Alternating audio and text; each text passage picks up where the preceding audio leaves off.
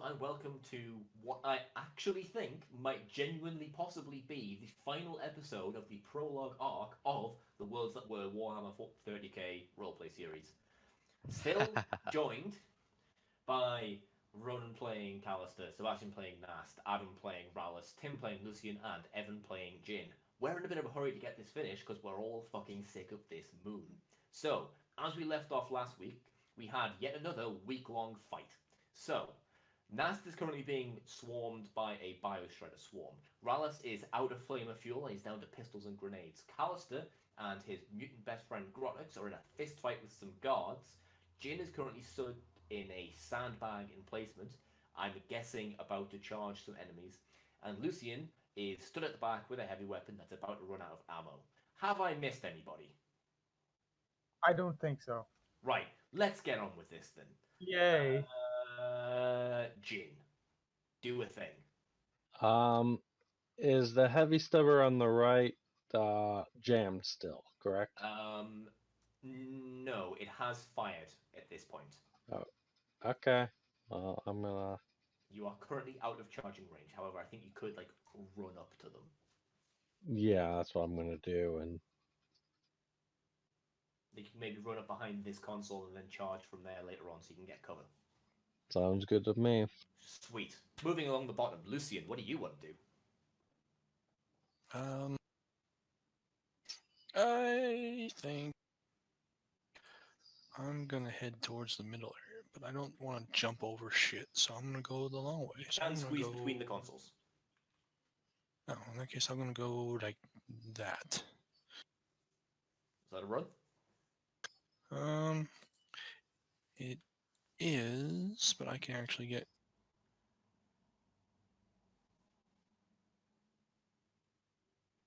Get close to the Rallis. Okay, cool. Continue to move along the bottom. Those mutants, I'm gonna run them towards the heavy stubber guy. They can't actually attack because it's outside their range, but next turn they can have a go. Right, next up, Callister. Yes. Do a thing. Ah, okay. Well, you know exactly what I'm going to start this off with. A theological debate? Oh no. Okay, so you... Oh, hang on. It's opposed. I didn't fail. So your pugilist just For knocked fuck's sake. Standard attack. Yeah. Half aim. Theological debate. I don't get a +10, do you? No, it's 2 on 2. Okay. Oh my god. Does he dodge? Was it Or a swift parry? or a single? It was a single. I don't have swift attack. Oh, that's right. Okay, he's going to attempt to, and he fails. Roll damage. Oh my god. Well, hello. Holy shit. You did double digits damage. I know, right? Your bare hands. Yeah. Well, I mean, spike brass knuckles are still. Okay, 12 damage, pen 1 on a bog standard Kyvan god.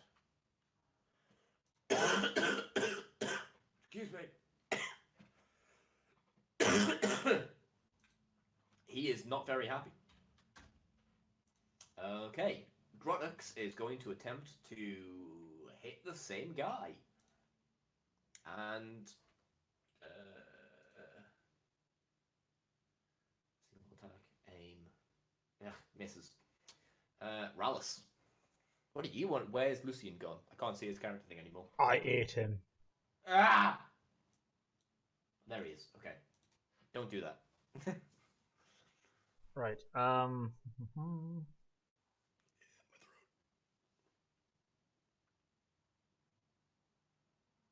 Can I ask, is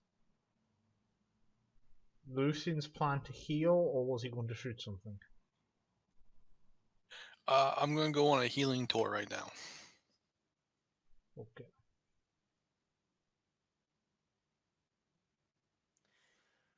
So I will probably stand still. Let me check some rangers. However, if you want to go do something, go right ahead. Can I half aim for that point there? You can.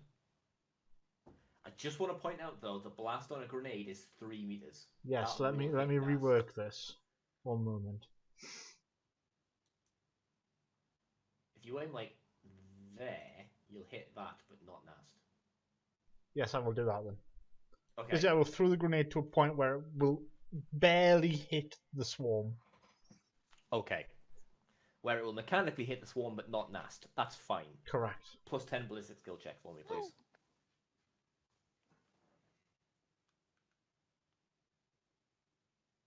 Nailed it. You gonna save point that? Oh no. But what happens if I don't? It's not a crit, is it? I don't know if that qualifies as a jam because it should be the top 5, so really it would be 96 plus. Yeah. Would be a dud. So it's So it gonna would scatter. just be a scatter. Let's reroll it. Yeah, you either want to make it worse or make it significantly better. It's still just a scatter, I'm afraid. So I need a D8 and a D10. Goodbye, cruel world. Right, so you were aiming about here, yeah? Yes. About there. Okay, so 1, 2, 3, 4, 5, 6. Nailed it. 2 meters.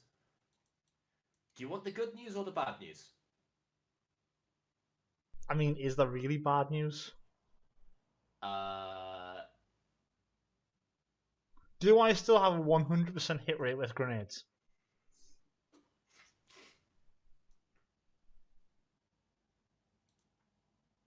I mean, here's the thing. Technically speaking, yes. So, you do hit Nast as well, though. I'm sure Nas can take it. However, Nast, would you like to dodge? Yes, very much so. Make a dodge check for me. You can do it. I can. You dodge out of the way of the explosion by moving 1 square to the left. Nast, roll 3 sets of... Not Nast, sorry. Rallis, 3 sets of 2d10 for me.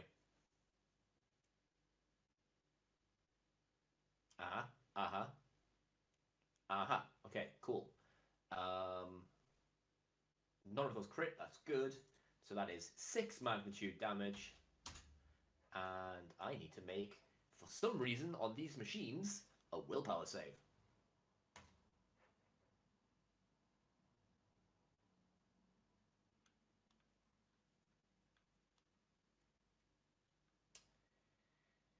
So,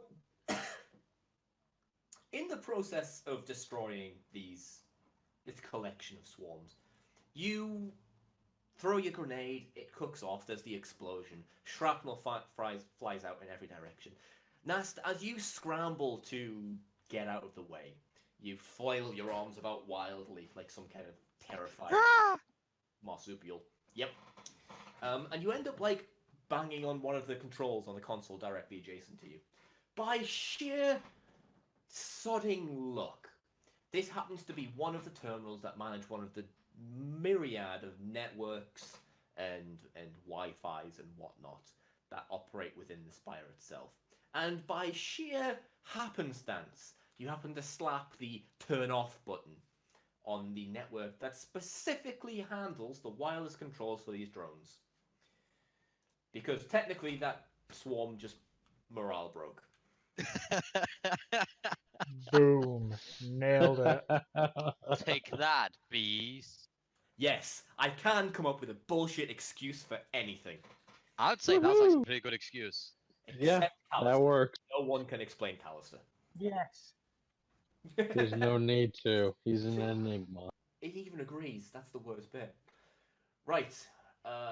Let's do some enemies. So the ones engaged in combat with Callister, the guy who tried to stab you, or did stab you, he doesn't stab you. The Enforcer is going to try to stab Grotix again. And he does. Grotix is going to try to dodge. He succeeds. Oh, the 2 mutants attacking that guard. Miss. Definitely miss. That guard's going to try to stab them back. Miss. Right, Enforcer's on the right side. The guardsman is going to try to shoot Rallus. Hits. Rallus, do you want to dodge? This is just a standard las carbine. No, we'll take this one. Rolls a 10. Why did I say it? Right, so that would You put can me... still try to dodge if you want. No, Cool. I've said I'm not, therefore I'm not. Yep. Right, pen 2, so that drops that down to a 4. So that's 8 reduction. So that's 5, that's -4. -4 energy to the body. Energy body, -4. The energy ripples all over the character, scorching his body with horrid 3rd-degree burns and inflicting 1d10 levels of fatigue.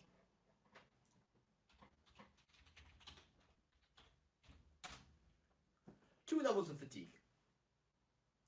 You may only take a half action on your next turn. Okay, the Enforcer is going to try to shoot the guy in power armor. He hits. Lucian, would you like to attempt to dodge? What's he shooting me with? Hellgun. Yeah, let's see what happens. She's going to take it? No, I mean, Oh, yeah, okay. Now I am.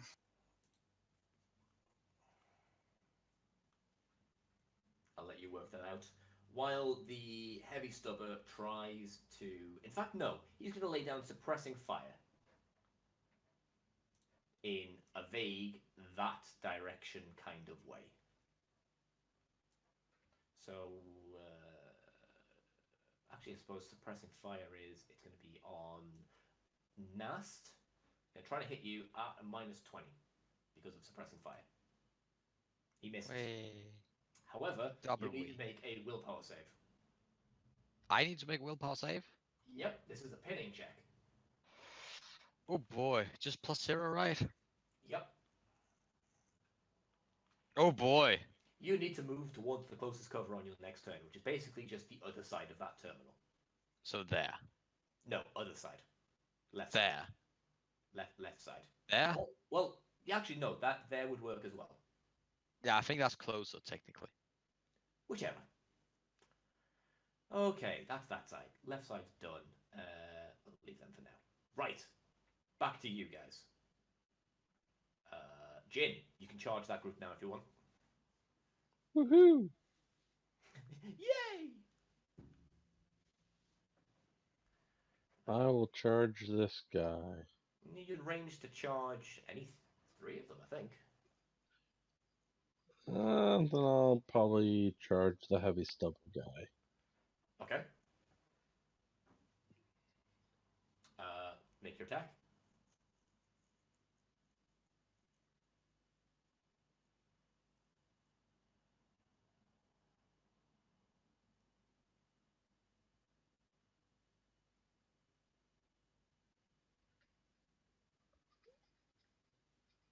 I will re-roll.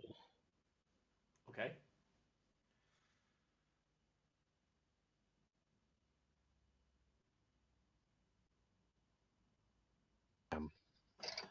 No luck. Yeah, sorry, man. Okay, moving back along the bottom. Rallus. Hi.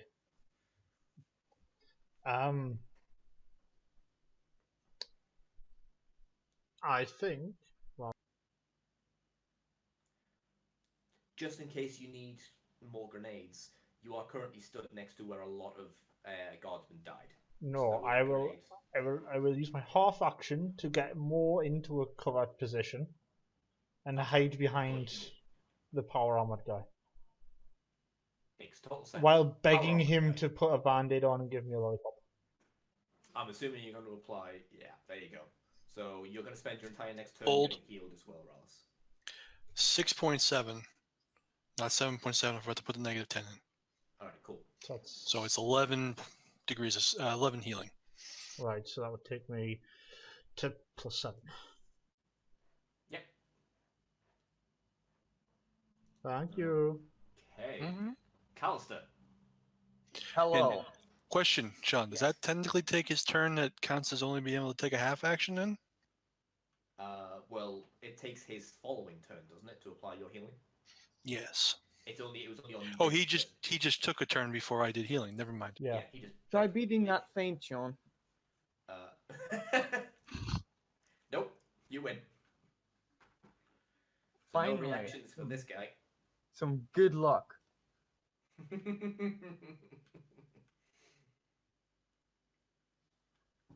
I'm gonna all-out attack this one. Okay, so plus 30. Yeah.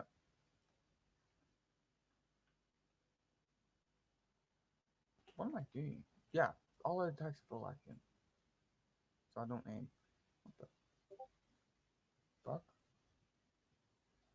Hold on. Sorry, there's some really weird shit going on with my eyes at the minute. Are they still in their sockets? Oh, that's a web! What the shit? You have web on your eyes? No, it was like in front of my face, but so close that I couldn't like focus on it, but it seemed far What away the because of how thin it fuck? was. Jesus. Okay, never mind. Sorry. There we go. And damage. Oh shit! Roll confirm. I confirm. Roll d10. Oh. Okay. I mean, he was dead either way. So. Oh, okay. Do you want to do anything especially graphic? It's an all-out attack. So, what I'm gonna say, it's like I sweep his legs out from underneath him, and I sort of like force the spikes into his head when he's still falling, and I punch his head into the fucking ground. So what I'm hearing is you weaponize gravity, Yeah. Not gravity. Stop stealing my shtick. and then in the other end of the room, Rallis is inspired to create the graviton gun. Oh my god. Oh no. Aha! A new recipe. Oh god. Okay, Grotix is going to try to apply axe to that enforcer. I cast He hits. axe. The guy does not dodge. That's a bummer. Yes. Yes, it is for that guy. As he is quite dead. Okay, 2 mutants on that guard. Hit. And hit. Does he dodge one of them? No, he doesn't. Beat him into the floor. More or less, yeah. Okay then. As the entire left flank of this room just collapses under, quite literally, bare knuckle fuckle brawling and ramshackle great axes. Okay. Nast. You have to move to cover. I go cover. Come towards me. I go cover. I am now in cover. Yes. Can I actually, like, could I just make a full move or like run to get to there? Since No, that's still cover, isn't it? Or here's the thing. You're not, as far as I'm aware, you're not allowed to move closer towards the enemy that has you pinned. oh, and that's the dude who has me pinned. Yes. Well, damn. I can move a single it's like meter I'll allow further you to down. move to like there. Yeah, That's where you want to move. You can still like have a half action after that. sure And he thing, still buddy. gets to make his willpower test to get out of it at the end of the turn too. Yes, there is also that. Okay, I start reloading. Okay. And then make your. I see how willful I am. There's something about reloading shotgun shells that's very therapeutic. Yeah. It's the clicking noise, I think. It's like Well, typing not on a that mechanical therapeutic, keyboard. apparently. Well, I mean, the heavy stubber is louder than clicking shotguns, I suppose. Right. That's all of you guys. The guys next to Jin. Actually, do you know what?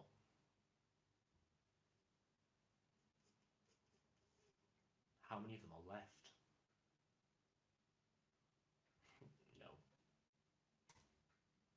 Yeah, who's on fire and close to death in that group? None of them are on fire. I mean, he's the guy that's firing the heavy stuff anyway is technically in melee combat with Jin now, so True, actually, yes. So Despite the fact that suppression Nast actually passed his willpower test, he didn't need to do one. Yeah, so you are technically no longer pinned, Nast, at the end of Yay. your turn, essentially. Because the effect still happens, but then you have to take it. It's weird. Yeah. Timelines and stuff. Yeah. Okay. God, weird mechanics. Who'd have thunk it? Yeah. Okay, so the group on the far right are going to stay active. Nast, Callister, and really anyone else who happens to have a line of sight on the north see that the 5 guys at the top just kind of take a step back from their entrenched position and just lay their weapons on the ground, just arms up. As oddly enough, seeing the left flank collapse, their secret weapon of the bioswarms essentially blown out of the air, you guys being mostly still on your feet with the exclusion of a couple of mutants, and, you know, one of your heavier hitters currently still embedded in their other defensive position, their morale is buckling. They're starting to give, essentially. However, the heavy gunner emplacement is going to try to stab Jin. That will be a hit. Would you like to attempt to dodge and or parry? Bear in mind, there are 3 people next to you. Parry. Okay. Make a parry check.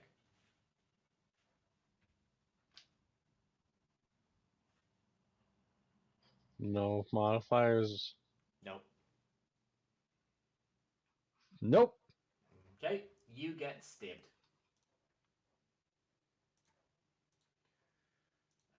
Have a stab. Wow, I'm rolling really well for that melee damage. You get all your armor though. Do you actually get hurt? I don't think I get any bonuses, so I take maybe 1 point of damage. Let me have a look. I have 10. Sorry, let's look. Yeah, you take a single wound. The Kyvan Enforcer is going to try to stab you, and just doesn't. Like he's going to make a willpower check. Yep, he's going to try to attack. He fails to attack. So you only take the 1 wound from that entire round. And then we'll circle back around to your turn. What would you like to do? I want to bash the guy's face in that stabbed me. That seems like a fair and measured response. Proceed.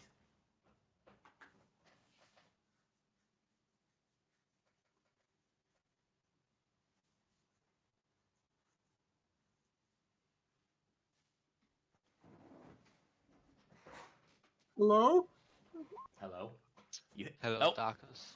let me see Plus if you 2. can... Yep, let me see if he can dodge. He does not. 2 hits. Bummer. Dead. He is very dead. Very, very, very dead. I can't actually see the thing to... There we go. Very, very, very dead. To the rest of the group, does anybody want to try to assist Jin, or do you want to try to secure the north side of the room, or other?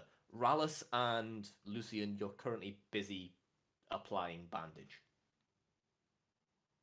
So really just Callister and Nast. And the big guy. Actually, how isn't Jin basically kicking that shit in over there? I just killed 1 person so far out of the 3. I mean, looking at past experiences, you're fairly confident he can handle himself. Yeah, I will go north and secure the prisoners before they get eaten by a mutant. Sure. So I'll just drop you on the north side. You start securing them, take their weapons away, that kind of thing. North Callister, side represents. you can do anything, or you're just going to sit there and beat that corpse to death? I'm gonna take a single. I was gonna say 5-foot step, but it doesn't exist, and also there's no one here anymore. Jesus, everyone's so far away. Let's run, shall we? I can run up to 24 meters.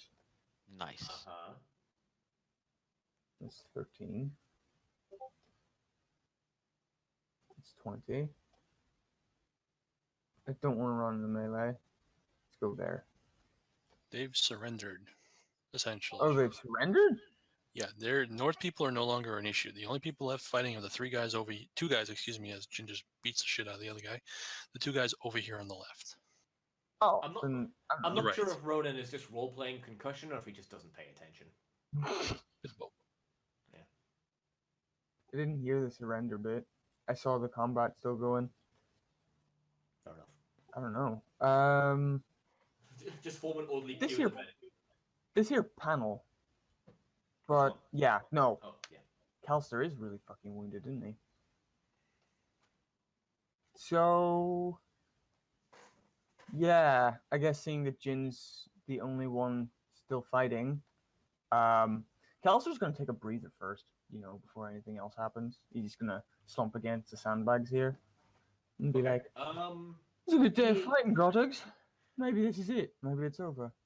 He just kind of like half adrenaline, half realizing he still has a knife sticking out of his torso, pulls it out, looks at you, and just kind of grunts and goes, "Brrr." Give me a plus 30 awareness check. Gotcha.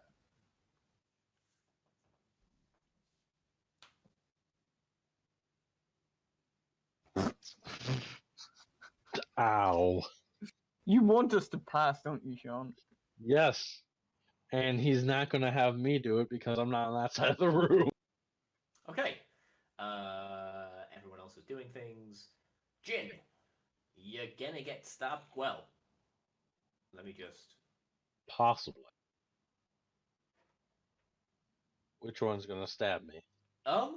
Neither, actually. They both kind of see you turn the heavy gunner into pulp, drop their weapons, and step back. As they roll an 82 and an 88 on their willpower, respectively. So they fail, and they surrender to me. Yeah. They drop their knives and their guns, and their arms are just like in the air, and they're just like, okay, enough. Mercy! And such. Let's see. Okay, I point my power mace at and do eeny, meeny, miny, mo to them to instill more fear. I'm not actually going to attack them. Okay. I'm just going to do eeny, meeny, miny, mo. Yeah. Fair enough. Okay, so you have secured the primary control room for the Spire. Congratulations. Hey, Only how much 3 of of it you is left? Grotogs, almost died. Nice. can you cover this door or whatever? I'm gonna go see if I can go patch myself up with Lucian or some shit. Patch myself up with Lucian. He just kind of goes and sits on the sandbag. Or half sits on the sandbag, half sits on the corpse behind it. Kind of scratching his chest. Kind of looks around and realizes he's only got 2 mutant cronies left, and he's just like, "Dead." Hey, Lucian, I've been shot up pretty 10. bad. I keep forgetting to put that minus 10 in, so that's 10. I feel like Calster's like in the middle of saying what's wrong with him when Lucian just like Just like jumps stabs him on with his him. stim pack. Yeah. Kills Holy him. shit. Okay. Staplers, but not the actual medical kind. Yeah, Oh. for stapler. Just one Ah, that's on the desk behind you. Just. Can I get heals too? I'm going to assume, for the sake of expedience, you round up the remaining guards and just kind of dump them in a corner somewhere. Are you a We just 0 got or a remaining. negative? Negative. I'm negative. That time I remembered, so that's the actual number. 9. Yeah, I just assume we just throw them in an elevator, call Kadara, and say, "Hey, more prisoners of war." Okay, so you ship them off downstairs. Kadara says, Oh right, God, well, what? we're shipping prisoners off for somebody else to take care of them. Yep. Oh boy, better put them down. We've become everything we were upset about the revolution. We were revolting. Evolution's don't- accomplished just don't- nothing. You shut your fucking mouth, boy. I didn't do it in the accent. Don't worry. I Okay, said it. so now what? You have the primary control room. There is a door to your north. I don't know if you can actually see that. Let me reveal it for you. I can see it. Okay, well, there's a door to your north and there's a door to your west. Now that you are not in a combat situation, I can tell you that both doors are definitely locked. The door on the left side says Administrator's Office, and the door to the north says Observation Dome. Well, Callister, not knowing anything about technology really, approaches the mutants, seeing that they have been particularly thinned out, and is gonna go run. I don't know. Would you call it damage control for that? It would be more like, hey guys, I'm really sorry your buddies didn't make it. Do you want to say a few words for him? Oddly enough, they don't seem that concerned. Perhaps it hasn't just sunk in yet, or maybe they're just used to them dying. Lack of empathy. They're perfect. They're psychopaths. I'm going to point out to everyone that the north door was the one that was most heavily fortified and heavily guarded. That's true. However, the administrator dude, seeing as there was both, let me see, what's his name? Gray and the administrator. And the administrator might have useful information and or stuff. I might be able to let us into Trey's office if we get him. Well, Dre was the High Marshal. You were in his office downstairs. Yeah, but there's the administrative office down here. Yeah. And What he's saying is that we've already been in the High Marshal's office. We don't need someone to let us into the High Marshal's office. Sorry, the observation dome then. Depending on what we want. We can also just go in there and, cross our fingers across the heart and go fuck him up. I mean, we can see if Rouse can get us in the observation dome since it was the more heavily guarded one first. I was Well, going to say... this is the main control room, isn't it? Sorry. No, I was just going to say, would I be able to get any information regarding anything on this floor from these umpteen million terminals? I was about to You're say going to that. have to be a lot more specific than that. Because the answer is yes, but do you want to know how the pneumatic pumps are working on the sewage systems on level? Maybe I can use them to flood the place. Do you Oh want to? no! Not really. Maybe last resort. Is there a way to find usual... Right, can I, using these terminals, either cameras to see the layout of the area, or find out any, deployment plans for the floor so we know what's coming up, or hack security as I usually try, anything like that from these terminals. Right, okay, let's start one at a time. First of all, you said you wanted to access cameras, right? Yes. Right, okay. Roll me a D100. 50 plus, the relevant terminal was destroyed by flamers, gunfire, or grenades. It was destroyed. Fine, no cameras. What was Plug the second into the... What was the second one? Troop deployments to see who was from the reinforcements. moved Say it recently again, onto this D100. floor. Oh, who was... Sorry, I thought you meant from, the reinforcement fleet. Well, basically, troop deployments on who could be on this floor to fight off, or if I can't find anything about the reinforcement fleet, I'm not going to say no. I know the stuff downstairs wasn't up to date. Those are two separate things. I can roll separately. It's fine. Yeah, no, I'm just saying. So, Yeah. roll 50-50 for troop deployments. That terminal is intact. There is there is an HR terminal on the left side of the room that gives you an indication of standard deployment. So it doesn't give you necessarily a up-to-date emergency situation loadout of who would be on this floor. It's not even locked. This is such unimportant information. What you gather after 10-15 minutes of kind of scrolling through, while Lucien goes about the busy work of applying gauze and bandages that he's somehow acquired during a prison revolt, because reasons. Hey, I just have a bag with all kinds of shit in it, that's all. Yeah, you can already work out that the amount of people you've dealt with is already significantly more than would be standard stationed here, so you're not sure the information would be of any use anyway. Okay. Right, 50-50 for reinforcement fleet details. Darn. Oddly enough, you can't seem to find a relevant terminal. And what was the last one? Security access. 50-50 again. Oh, actually, it's just if it's just rerouting security. Yeah. Give me a. Can I make it so our blue key card will work on these doors? That's impossible. Okay. For Then. what resources you have here, that's not possible. Then just something that will help. We'll get around the place. And... I'm not sure that's necessarily going to be possible anyway. The door controls are like an isolated system, and everything in here is, again, slave to a very particular task. That's fine. I think that's the first time I've just told him no, and I think I just did it 3 times in a row. I'm totally fine with that. Well, you don't really have a choice.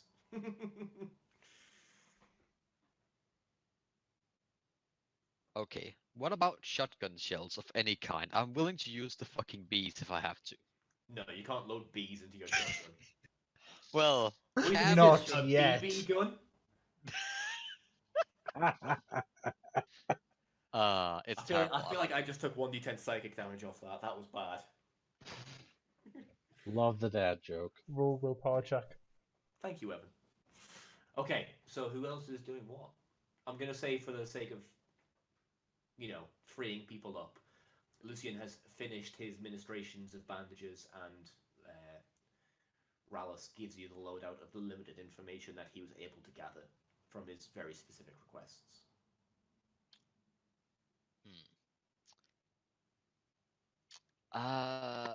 We are not terminal people. Just looting and looking at the place, basically, like a bunch of fucking scavengers. Murder hobos. Yeah. I was trying to be nice, but yeah.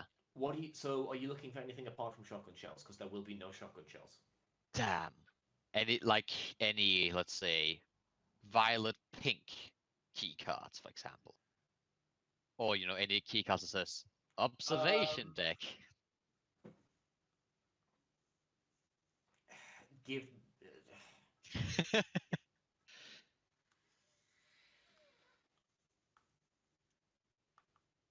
We can get the pickaxes out again.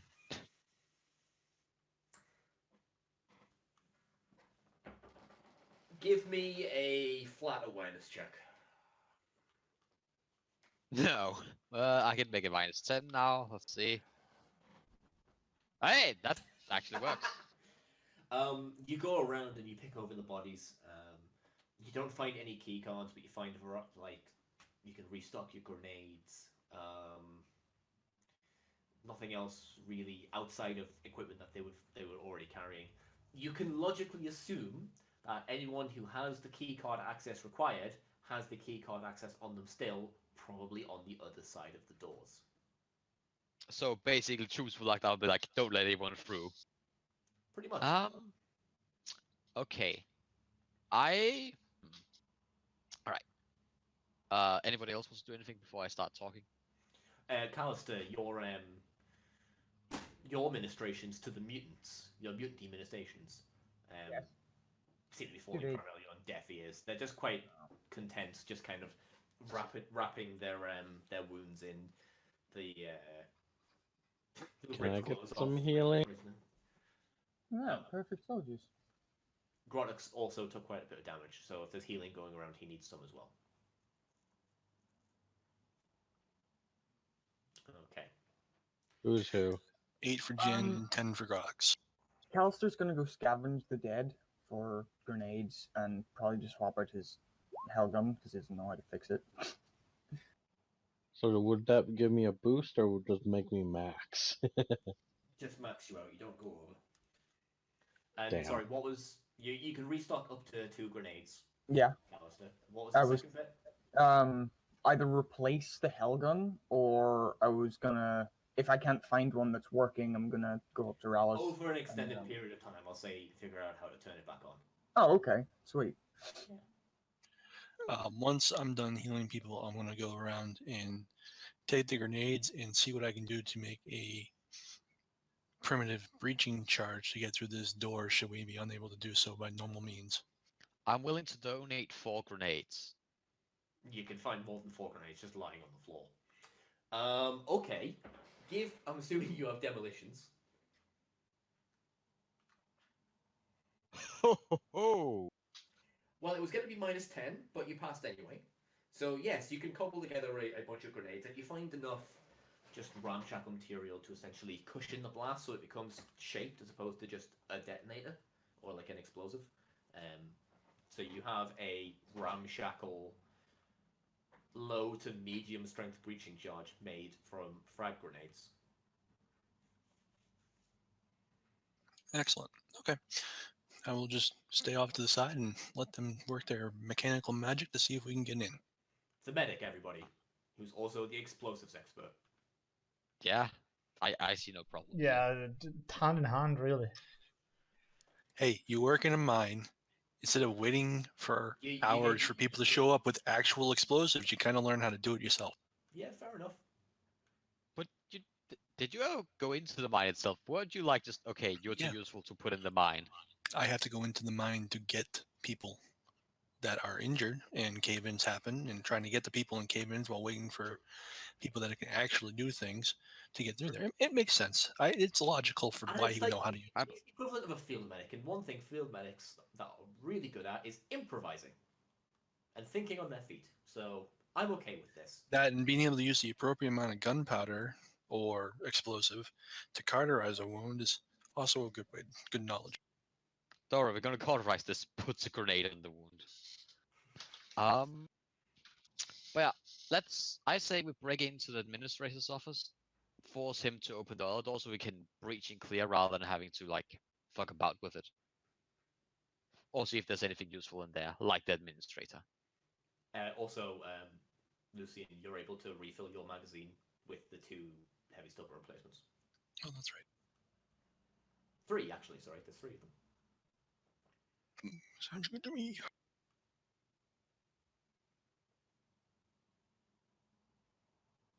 Yes, Rallis, you can reload your flamer.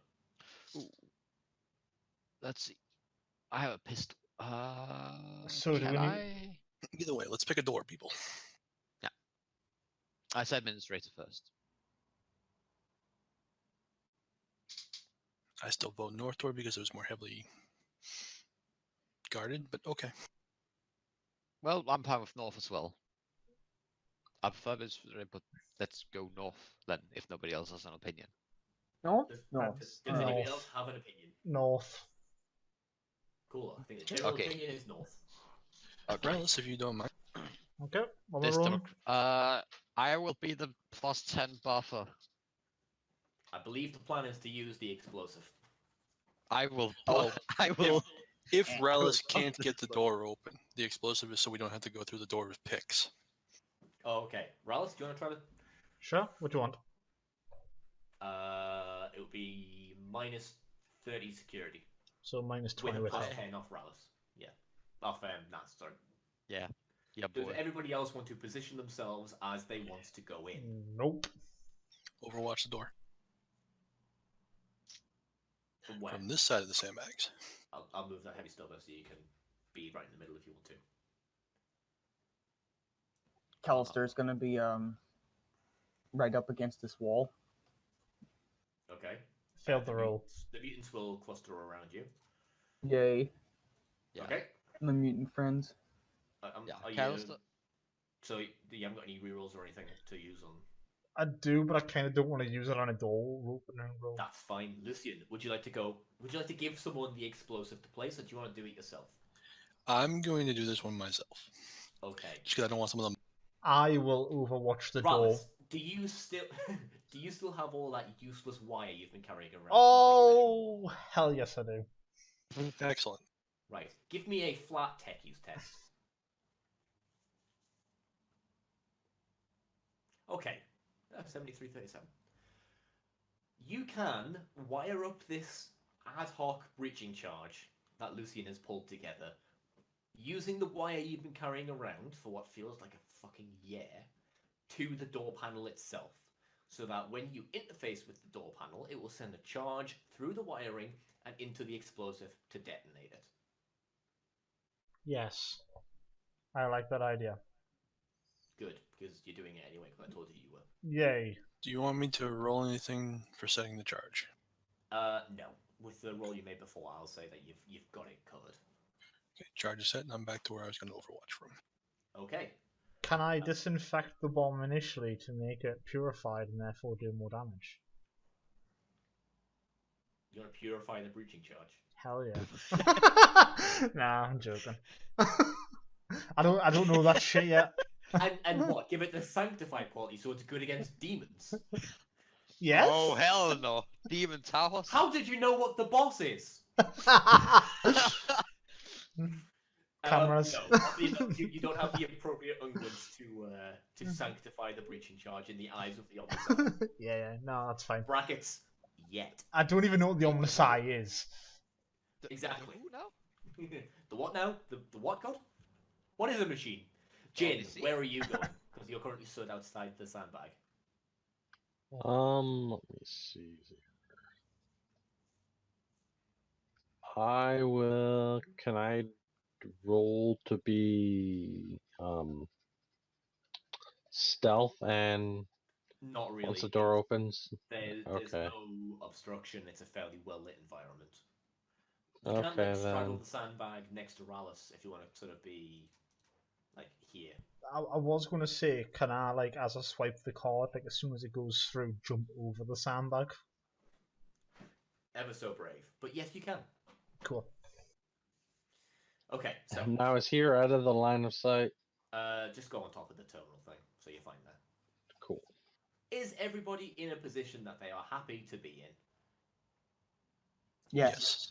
Right. Yes? Lucian, you are overwatching never on the door, yes? Yes. Okay. Nast, what are you doing? I will also watch the door. With your shotgun? Sure. No, actually, my What is- pistol. I was going to say, what is the range on your shotgun? I don't actually know. I just, if it's not a point blank, I just assume it can't hit. Fair enough. Okay. Do you open the door, Rallis? Yes, and then jump over the sandbag. Okay. So you slip the security card into the slot. You see, it has the same range as your previous shotgun. Okay. You see the same red no access lights. You hear the bang, but then you see a spark very quickly, kind of there, and then everyone sees a spark, a big one, as the door explodes. Ah! Right. There is no vision initially, just as the explosion and the smoke and the debris clears. Lucian and Nast, do you want to blindly fire into the room? Can I No. throw a grenade into the room? Actually, Yeah. no, I will not. Hold on, I will not. Let's see if maybe they just straight out surrender or something. Okay. Ah, yes. So you don't do anything. Yes. I don't. No. Okay. Does anybody else do anything? I'd like to just put in that you did say that there's no way I could make my key card open these doors.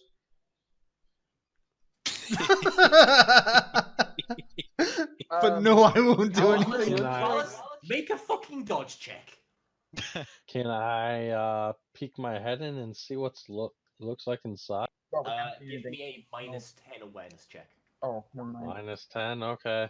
You get hit by a piece of debris, Rallis. You don't take Kinky. any damage, but you just feel really silly. No change there then. Yeah, I know. Right. Okay. Hey. You kind of stick your head around the corner and you kind of squint a bit to kind of see through the smoke and the glare. You can see... Well, you can see lights coming in. It's of a similar kind of quality of the light in the room you're in, but there are slight differences to it. You can probably gather that it's a combination of the artificial light from the actual spire itself, and then some light coming in from the observation port itself. You see the vague outline of what looks like a line of furniture, and there are two silhouettes that you can make out. One looks like a normal-sized humanoid frame on the furniture. The other looks like a hulking behemoth of a silhouette, bigger than Tim in his power armor. Does it have anything slung on one of its arms?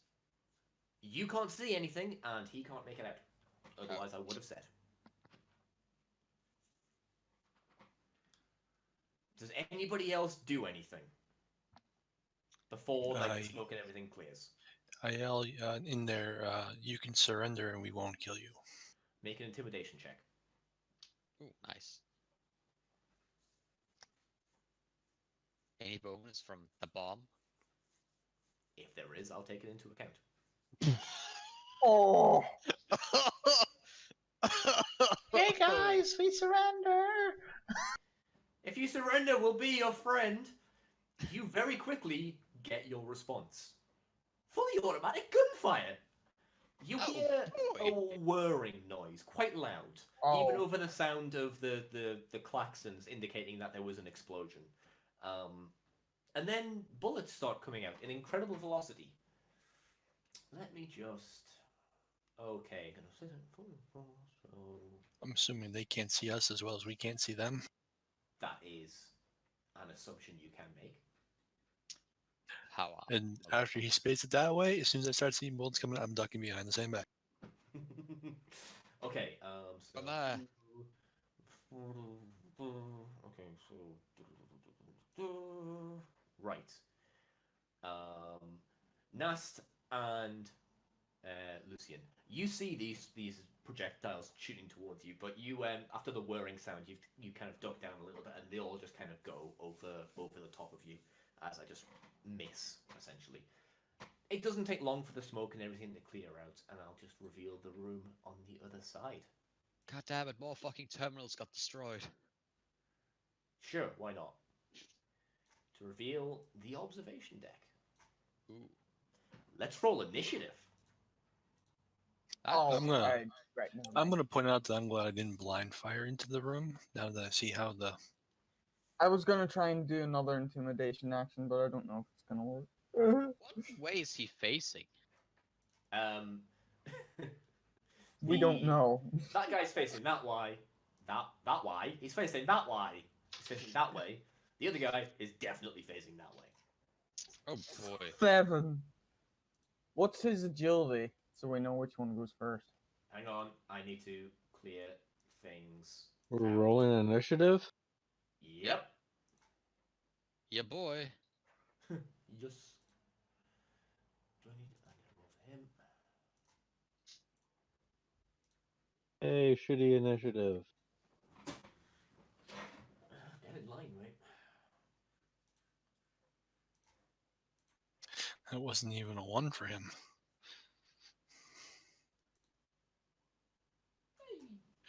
Oh, that's not good. Whoever that's for. Has everybody? That's the mutants. Has everybody rolled? Oh, Yep. That's actually good then. Okay. Who goes first, me or him? By me, isn't it? What's your agility modifier? 4. Roll. What's your agility total? 40. Actually, no. Just roll off. Okay. Ah! So he goes first. We'll just put him as 7.1. Them some fast mutants. Nope, that's the marshal. But the Wait, mutants what? No, are... no. I mean the 13. Oh, right, yeah. That's that. Them some fast mutants. What's their charge range? Not enough. Yeah, they're basically just going to run in and start taking up positions in the room with the intention of possibly mobbing him later. Rallis, you're up. Right. I hate the way you've placed that. I mean, in all fairness, they'd probably be quite clumped up. They were right next to each other. Oh, I know.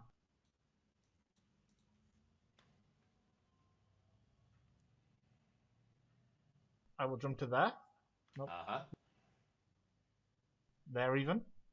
Uh-huh. You know what's happening, don't you? I mean, you can fill the entire room. Yep. Yep, I can. I mean, if you angle it more towards the wall, you'll not hit the mutants. Yeah, because that's- they're both there. basically where that red line is there, that will be my far left of the orc. Okay. Let me make one dodge check. Okay. Roll damage for me. Okay. So you kind of step to the side again. You stand in the middle of the hallway. You bring up your flamer and you angle it so that the flame's going to scorch the right wall and shoot down towards the figures at the far side. You pull the trigger, and the torrent of flame shoots out like a cyclone of flame, filling the corridor in front of you and spilling out into the room on the far side. The mutants kind of stand and they like look back a little bit, like that bit close.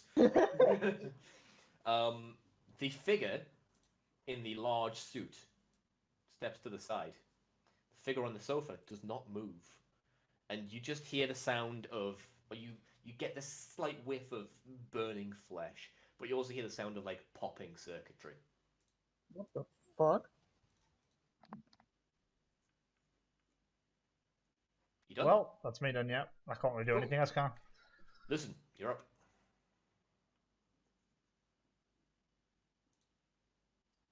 Okay.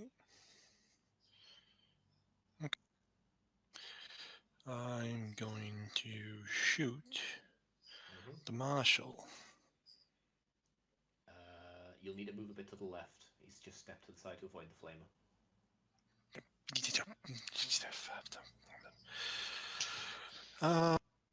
Okay, hold on.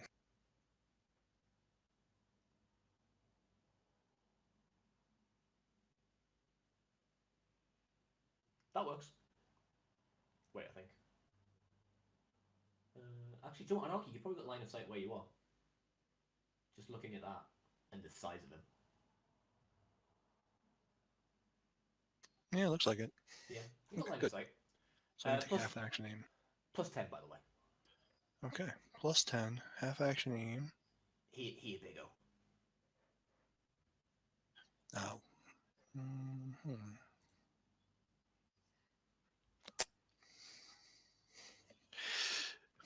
I guess the important question is, what is that behind him? It looks like a glass of some kind. With my knowledge of demolitions, would I know that if I miss him and hit that glass with these heavy stubber rounds, would they destroy the glass? Do you want to spend your turn assessing the structural qualities of the glass, or do you want to shoot him? Wait, hold, right, no, I'm going to assess the structural qualities of the grass while staying in cover. hold What on. grass? Can I, Glass.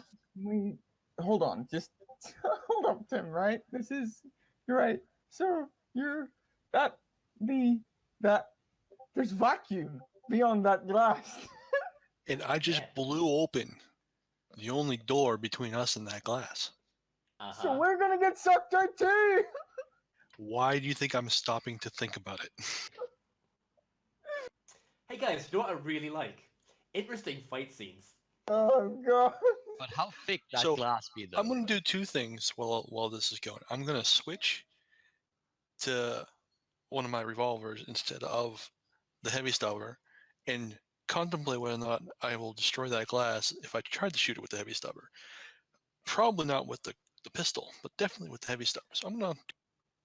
Okay. Would a building like this not have like an automated window shutting system in case of a breach?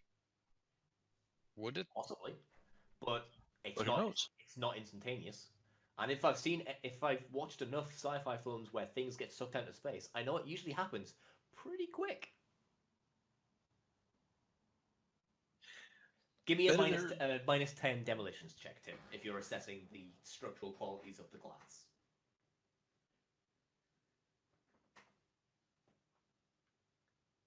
Wow. Do you want to re-roll? Yeah, I'm going to reroll that. Go for it. That's better. There we go.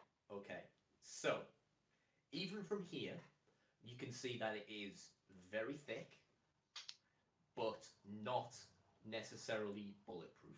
You don't think like 1 or 2 or 3 stray rounds, even from the heavy stubber, would be enough to shatter this glass. but repeated hits would damage it over time. And it would get to a point where it would just give. Okay.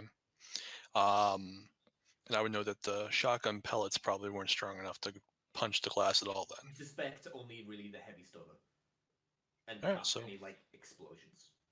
So we're gonna switch to the pistol like I was thinking before, and then just let them know that that glass will give if hit with enough force. So be careful. But you don't need to be super careful. Okay. Everyone receives that message. Okay. And that's my turn.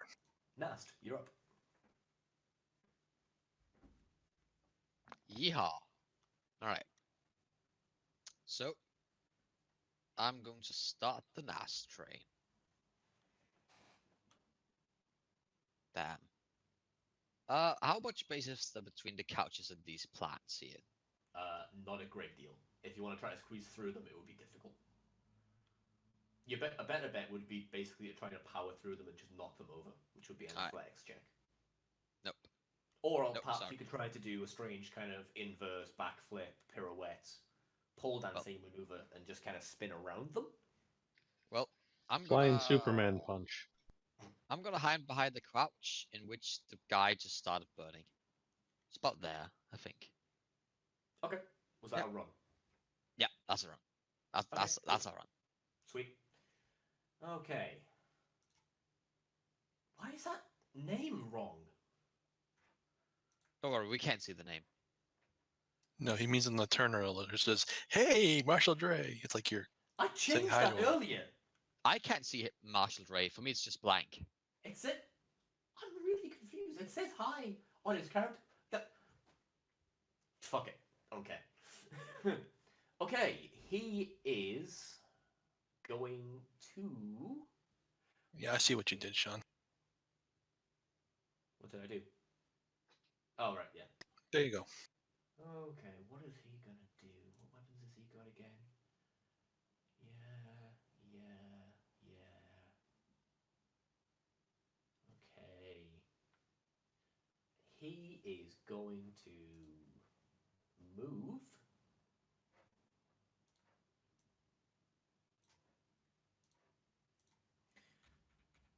to there. And he's going to shoot his rotary assault cannon at these two mutants. No, my mutants. Oof. The Ministry of Mutants. It's not going well for you, Callister. We are so dead. Oh boy, are we?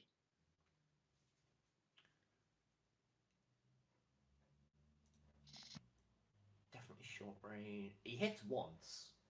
Does the mutant dodge? Oh wait, no, the mutant ran. He misses. Callister. Yeehaw. Oh dear. Hmm.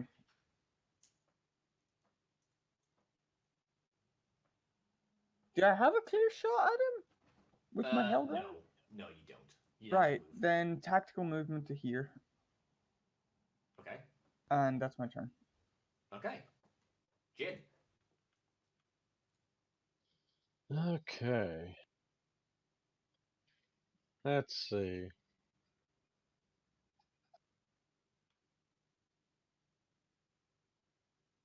We'll run to hide behind the couch. So you're taking the run action. Yes. Okay, go for it.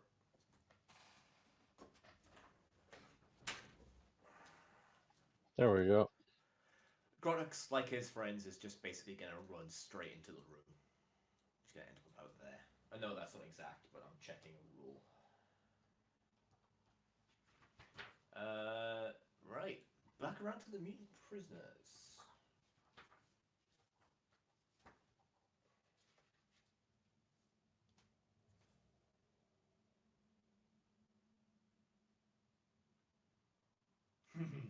Interesting. Are they in range? Oh, just. They're both going to charge him. Right, so mutant on the left goes to attack. I think that flubs it. Oh, actually, no, that hits. And the marshal is going to parry. And successfully parries. With a retractable arm blade that comes out about 10 inches out of his wrist. He parries the Great Axe of the Mutant, and it shatters instantly. The mutant on the right misses. Actually, no. No, that would hit. But the marshal parries again. Successfully. And that axe shatters immediately. Oh. Are they shattering because of the Power field? how well you Yes. roll? Nope. Oh, power field. Rallis, it's your turn. Okay. Can I fall back to the consoles and take a look to see if I can find any that will allow me to manually shut the shutter, if there is one? Sorry, say again? Fall back to the consoles that are nearby Yeah. and see if there's any that would let me shut the shutter in that room manually, if there is one.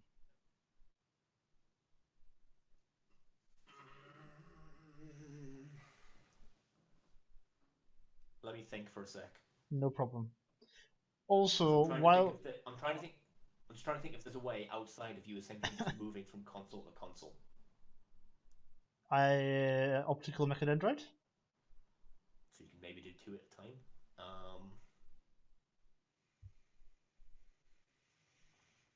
If But you want to do that, Yep. you can access one of the nearby terminals if they're intact, which there are like 2 or 3 on that bank near you, and you can attempt to access the system itself just to see where the terminal for that might be. Sure. But then you've still got the 50-50 chance that that terminal is broken. Sure, no problem. Just want you to be aware of the risk before you choose to take that action. Honestly, I'm not going to be much more use, so... But I will, while doing so, state, guys, do you think we can take this guy alive? Imagine the kind of servitor we could make. It's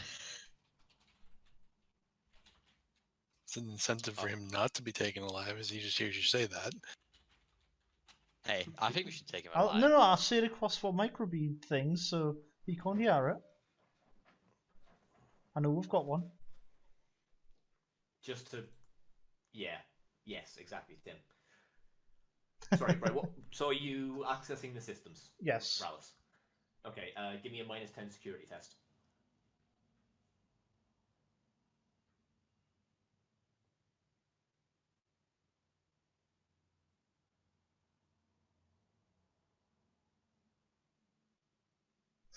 That's a no. I think I will reroll that one.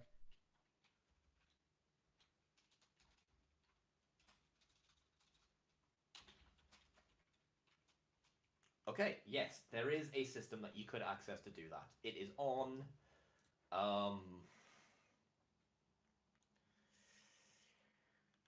do I randomly select a terminal? Fuck! Hang on. 1, 2, 3, 4, 5, 6, 7... Adam, roll a d8 for me. 2, 3, 4, 5, 6, 8. Okay.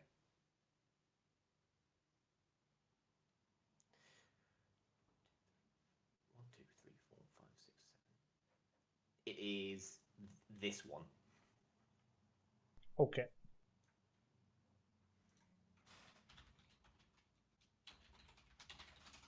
I will let Lucian know. Since Okay. Lucian, it's your turn.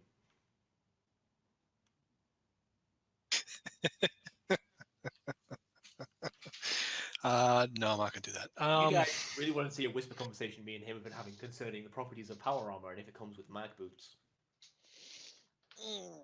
No, I do not. I'm gonna move to. I'm gonna move up to where Callister is for the moment. Is that a full move or a run? That is a run, technically. Okay, cool. Just Need to no, just in case. Hey, Nast, it's your turn. What's the minus for shooting into melee? Minus 20. Ooh. Okay. Can I move through Jin? Yes, you just can't end in the same square. Alright. That'd be there, that'd be there, that'd be fine. Any size bonus for shooting that big dude? Plus 10, Hey. because he's a So- biggin. Biggin. Okay, so I'm at point blank. That's plus 30, minus 20 for mil, so that's 10. Plus- Gonna take a single shot, that's plus another 10. 10. He's big, so that's plus 30. All Yeah. in all. Gang up bonus? No. Oh, okay. Need a Also, signum and a signum link for that. I've just realised I need to do a couple of quick rolls. Also, I assume because of the angle I'm at, I will not hit the window, even if I fully fucking miss. Your weapon wouldn't be able to penetrate your it anyway. shotgun's not Hey, gonna you help. watch me. I could kill all of us, you know? Actually, that was the conversation Sean and I were having. I know. I heard. Okay, right, I just go don't ahead. want to test fate. Right. Well, that's That's a a hit. hit. That is a hit. And he has Nice. used up all of his reactions. Woo! Watch this sick ass shotgun do Yeah. so much damage. You wouldn't even believe. Roll 1 damage. You would not believe just the damage. The pellets plink harmlessly off his thick armor plating. Yeah, you watch that. His arm will hurt a lot tomorrow. Like, you know, that impact can, like, really shake your bones or whatever. You done?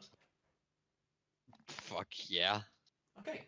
He's going to half action lightning attack the mutants. He's going to put 2 on the one on the right and 2 on the one on the left.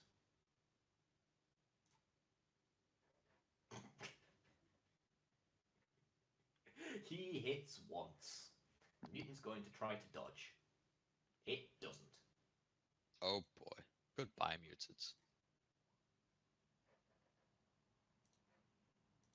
Okay.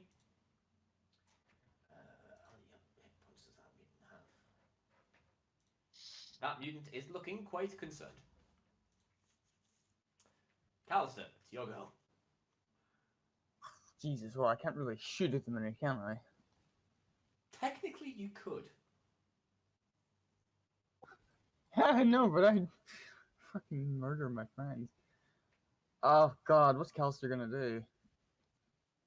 So, like, during the last turn, Callister got into cover and sort of put his back up against the wall, looked out and saw the big guy with the fucking rotary cannon, you know, got back into cover, sort of closed his eyes and took a deep breath.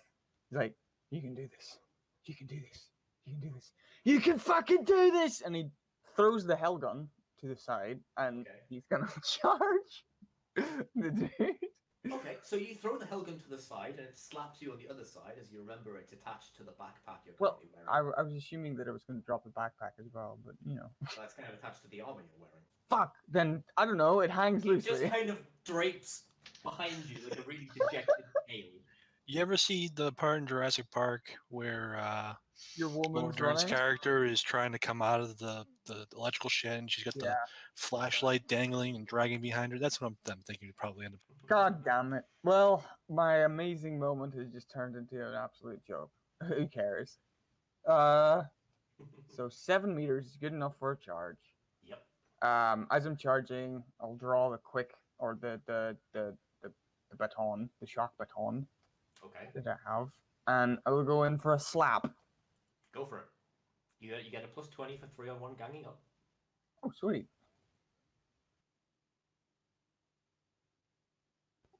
No aim. Standard charge. Plus 20. There we go. Okay, he's going to try to parry. I thought he was out of reactions. Oh, it He just just had passed his his turn. turn. He just had fuck. Fuck.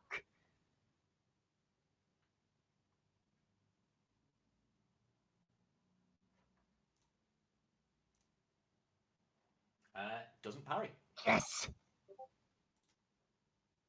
Oh, minimum damage, but shock still goes off. You would think so, but it seems to impact of a strange kind of static barrier. You fucker.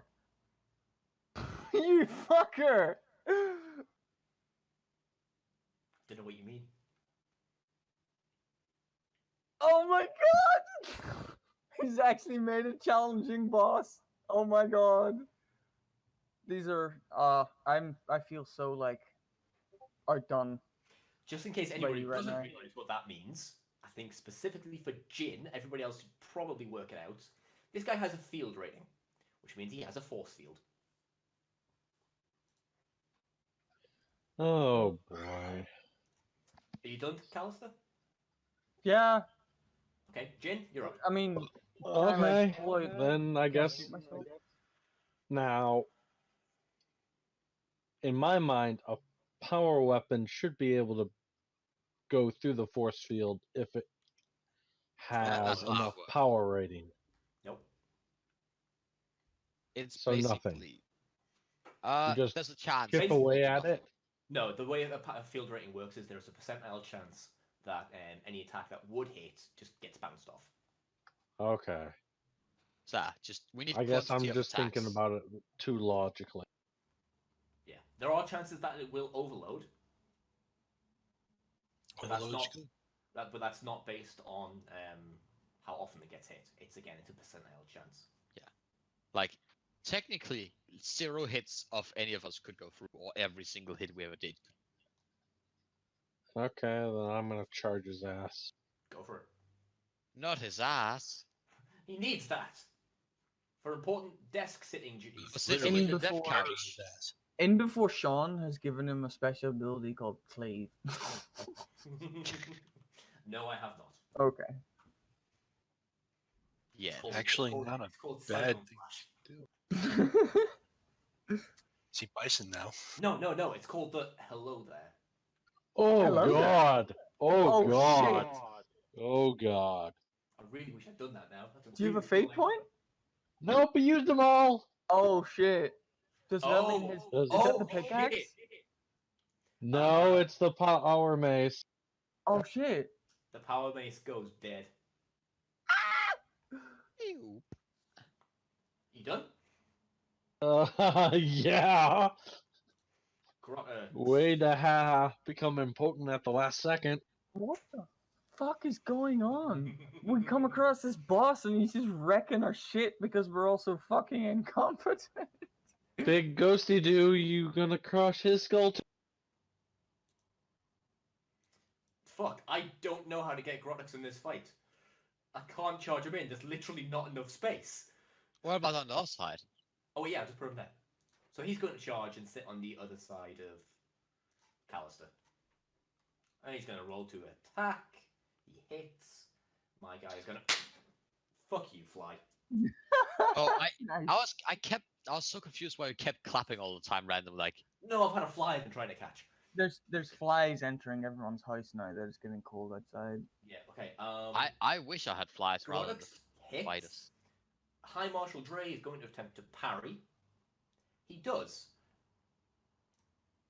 Grotix's Great Axe disintegrates. The High Marshal is going to counterattack. And hits. No! Boy, No! Grotix! No! Not my boy! don't worry, he's a named character, he'll be fine. Unless he No. trips, then he's dead. I mean, look at the bright side. It's natural armor, so the pen doesn't actually do anything. So he's just taking the straight damage. What do you mean? No, Pen works against natural armor. He doesn't have natural armor. He's wearing thick It's leather. unnatural toughness that you're thinking of the Is Pen. that what I'm doesn't thinking affect. of? Yeah, natural armor is affected by Pen. Oh So, boy. So Grotix has a very unpleasant looking cut down the front of his torso. The mutant prisoners, now unarmed, are going to try to basically punch him to death. So the one on the right... At least he can't parry anymore. True. if Grotix dies, Callister's gonna look over his body like your man from The Sopranos going, look what they did to my boy. So that one hits... He's only got one attack. Is I this fucking Sopranos remember actually his worth name. watching? I don't know, I've never watched it. God I damn it. just know the meme. Okay. That seems to do nothing. Nice. The mutant on the left doesn't hit. And we're done. Rallis. Yes. Is he wearing a helmet? Sorry? Is he wearing a helmet? Yes. He's not an idiot like the rest of the people in 40k. Fucking space wolves, man. I know, right? You never know. But we smell better without it on. Yeah, but we also die better. Sometimes they just wear fucking leather skull caps instead. 50-50, Rallis. 50 plus, it's broken. Why are you looking for a console again? So we can close the shutter. Oh. Ah, oh, It's broken. That terminal is quite broken. You can attempt a -40 tech use test to access the circuitry inside and see if you can make it work that way. But that's gonna be like several turns worth. We only got one shot. We're distracting him. Do it, Rallis. Oh, Jesus Christ. Instead, he opens the windows to get some fresh air in. Fresh air? Yeah, you know. A Wow. lot of people used to work here. Sometimes they need some fresh air, so they just open the windows. Are the air circulation systems still working in here? Yeah. Okay. I was under the impression that they weren't working anymore. See, this is the kind of reason why I asked for all my piercing items when we were in the armory downstairs. We're in a prison. They're not gonna stock armor piercing stuff, because then the I prisoners know. will use it on guard. I know. Lucian, you're up. What about when we have it on, the armor? Like right now, it would have been useful. So how guns is for? But everyone's in melee. Tim, do your thing. We should have made an all bomb and just put it on him. Tim! Let him think. I'm thinking. Tim's thinking. Well, I mean, to be fair, he's probably got mag boost too, so it wouldn't work anyway. Yeah. I'm gonna roundabout run to get behind him right here, and I'm gonna have the heavy stuff route again. And that's gonna be my turn. Okay, so you have the heavy silver pointed at his back. Yes. Okay. Nast. I'm gonna do what I always do, but not fully automatic this time. Just one shot. One Okay. chance. man. -20, point blank, so that's +10. Single shot. I'm gonna half action aim and his size, so that's +40. Yes. Are you factoring in scatter? No, I'm not. So that's 90. So You're getting a Three target of 90 firing into close combat. because I'm a point blank, which gives So +30. 30 firing into Minus close combat 20. puts you to 10. Firing once gives you 10. Scatter gives you... Okay, no, yeah, fair enough. Yeah.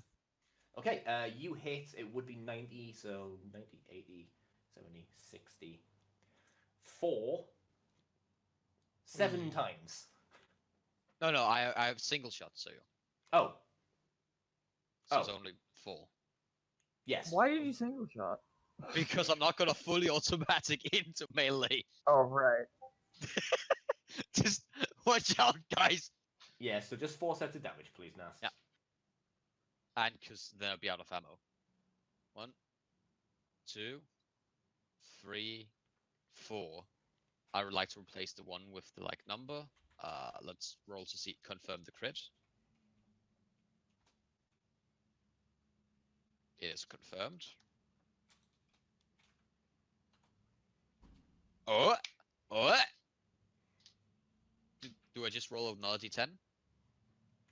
I wouldn't bother. Oh, field rating Field rating. on All of them. all of them. Mm-hmm. Oh, Tim can back me up on this. you son of a bitch! I'm gonna call you mean names in my manifesto. You done? Yeah, he did. That's Yeah, that's my Disappointing. turn. Okay, his turn. He is going to lightning attack is a full turn action. I think. Gonna lightning attack all your asses. He's going to self-destruct. Whirlwind of Death permits an attack against every single one of us. Yes, but he hasn't got that. Ooh. Lightning attack is a half action, so he's going to half action aim lightning attack, starting on Grottux, and so one on Grottux, one on Callister, and then one on both of the mutants. I'm gonna parry using my hand. I would not recommend it. I'm not gonna blow up my shock baton. Okay, so here we go.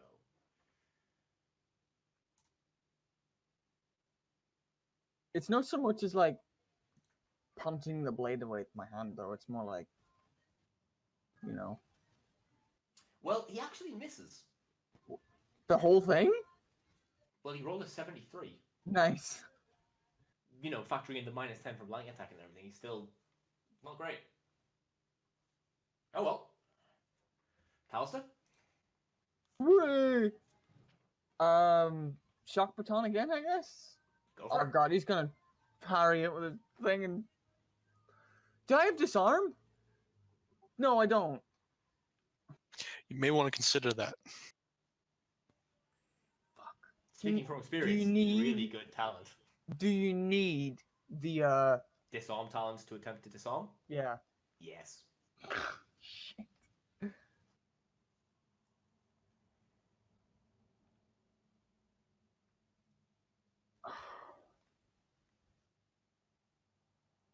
I guess I'm just gonna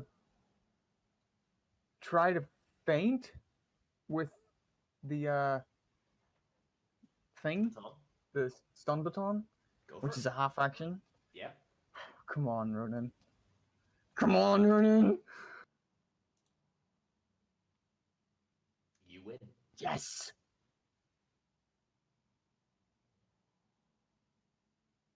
No aim.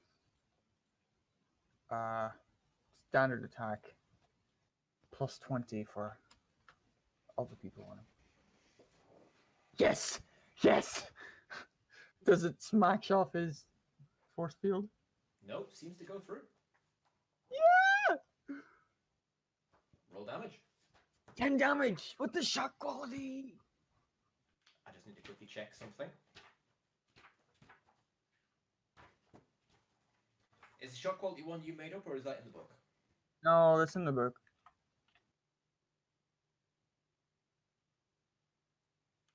Okay. Shocking in the book. Oh yeah, shocking. Shocking weapons can stun on their opponents with a powerful surge of energy. Target that takes a hit from a shocking weapon must make a challenging +0 toughness test. If he fails, he is stunned for a number of rounds equal to his degrees of. So yeah. you swing the shock baton, and it makes its way through the strange, semi-impenetrable barrier, and you feel the blow connect with his armor, and you know, just based on how much strength you put into the swing, that would have dislocated another person's jaw or broken a bone, but it just off his armor harmlessly. You see the power disgorge through it, and you can see it kind of course its way through, and you see him kind of tense up slightly. But then he looks down at you. I'm sorry, do we wanna I can buy you some in the cafeteria? Don't apologize to the enemy. Change your move. If you're changing weapon, if you don't have quick draw, it takes a half action. Let me look it up. I don't think you have quick draw. Let me have a look. Nope. Swift attack counter. Pair. So yeah, I'll be switching to pickaxe. Okay. And then you can just make a attack with no aim. And how much of a ganging up bonus is it? 20.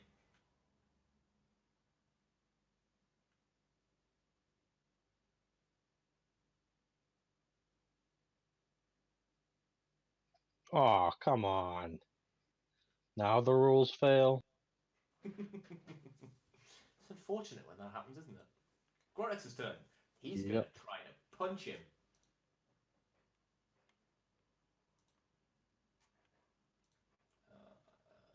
He hits. Marshall's going to parry.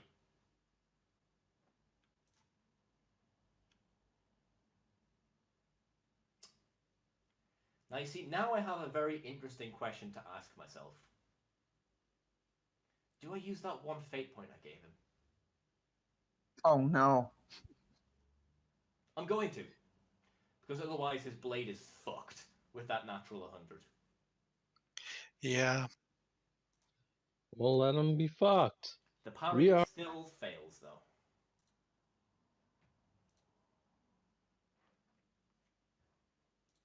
Okay. That is a... Anyone stood like nearby can hear the sound of Grox's beefy, like, trash can-sized hands slamming into the guy's side. And you can hear what sounds like... Well, it's kind of an echoing sound as the blow kind of goes in. Grox kind of pulls his hand back and shakes it off.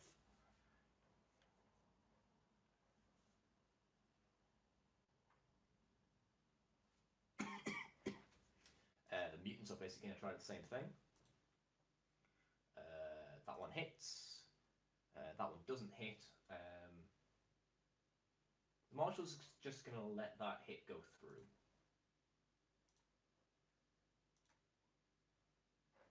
Okay.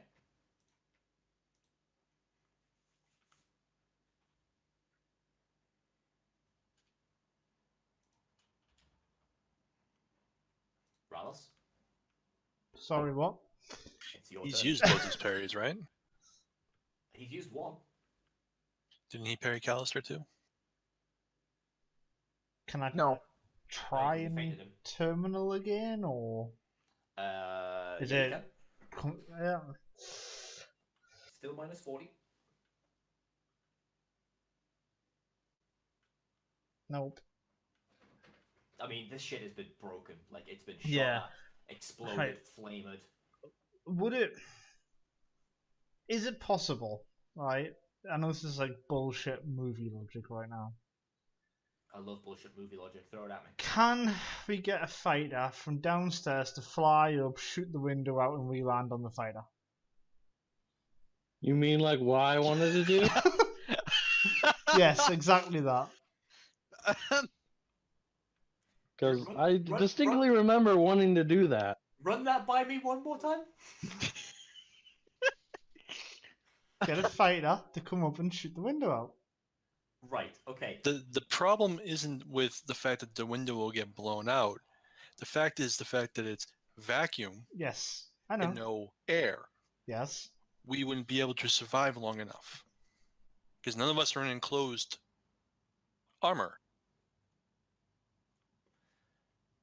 So, to answer your question, Rallis, I mean, technically it's a yes, but hypothetically yes. but it's a there is- shouldn't. There is the issue that Tim just pointed out. There is also Right. the issue that how long it would take Yeah. To get a send the fighter up message here. down, to have someone get in the fighter, get the fighter in the air, get the fighter up here, and then have the fighter shoot the window. Bear in mind, every round is about 5 or 6 seconds. Yeah. And there'd be no way to get someone to run up here with that big caliber weapon either, would there? You have someone with a big caliber weapon, and it's his turn. Enjoy. Hi. I'm assuming you're going to shoot him in the back. I'm going to shoot him in the back. Okay. I believe you're in point blank. That is point blank. Yeah, okay, so plus 30, minus 20 for shooting in close combat, plus 10 for half action aim, I'm assuming. Yes. Plus 20 total. Plus 30 because of his size modifier.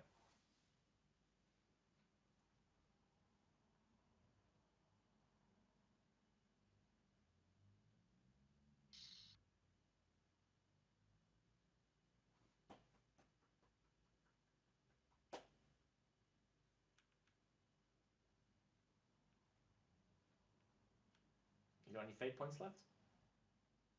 Nope. Right. Nast?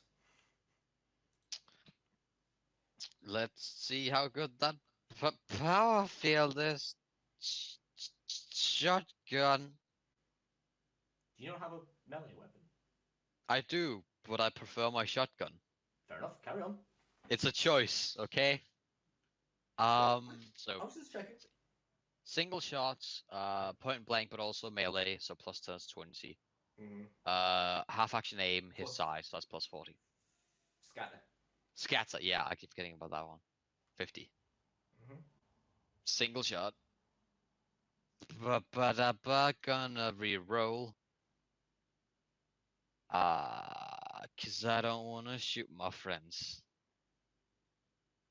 But I'm gonna do it anyway.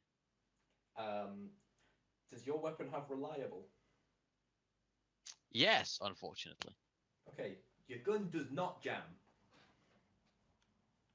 Now for the bad news. Roll me 1d5.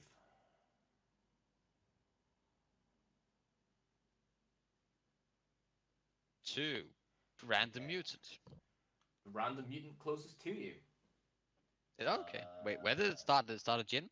Yep. Okay. Going for some reason counterclockwise. Yeah, right. It's fine. Okay. He's single- unaware. So yeah, just one set of damage, please. Damage. Why do I roll good now? I mean, you rolled better on the martial last turn. Yeah, but that was irrelevant. You do 7 points of. Ah. Is he dead?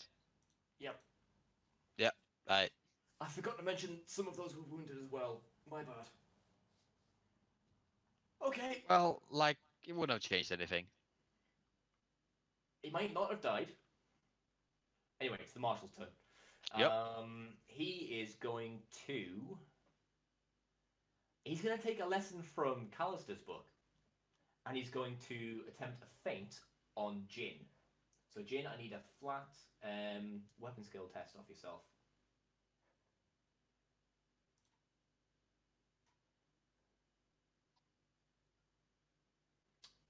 We both failed, so we have to re-roll, I think, because it's competitive. Or does it just not work? Hang on.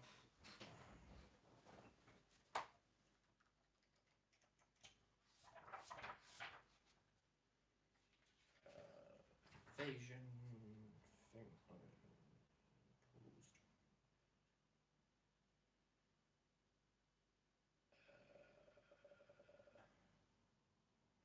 The character and his target make a if the active character wins his next.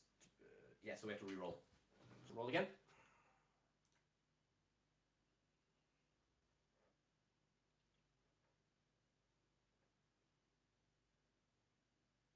Jin? Good. Roll again. Okay. Yeah, we both failed, so we roll again until we have a winner. No, I failed.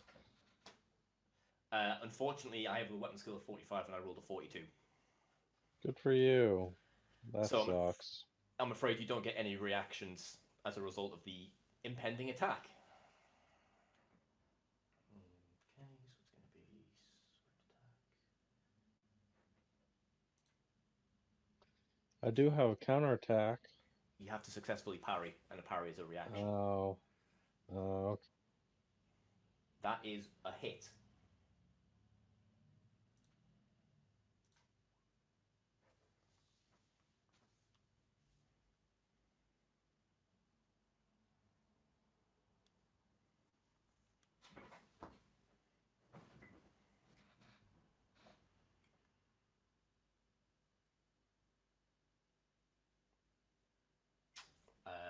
Right, so you take 8 wounds, pen 6.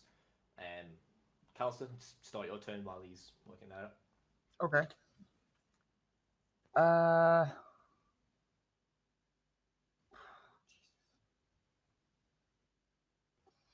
Just shock baton again.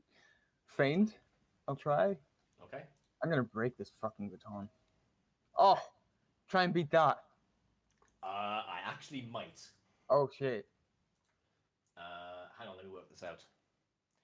45, 35, 25, 15. 50, 40, 30, 20. I actually win. What? I have a weapon skill of 45 and I rolled You rolled 10. a 10. You have a weapon skill of 15, you roll a 13. I beat you by like 0.7 a degree of success. Well, I did finger count. that's 50 take away 13 is 47. 45 take away 10 is No, 50 take away 13 is 37. 37. 37. 45 take away 10 is It's 35. 35. There's a greater difference between the 50 to 13 than there is 40 to 45 to 10, though. 45. Hang on. 45, 35, 25, 15. And then you got 50, 40, 30, 20. No, yeah, actually, you're right. He's right. He wins Yeah, by yeah. 0.2. Yeah, you're right. Sorry, I miscounted. Yay!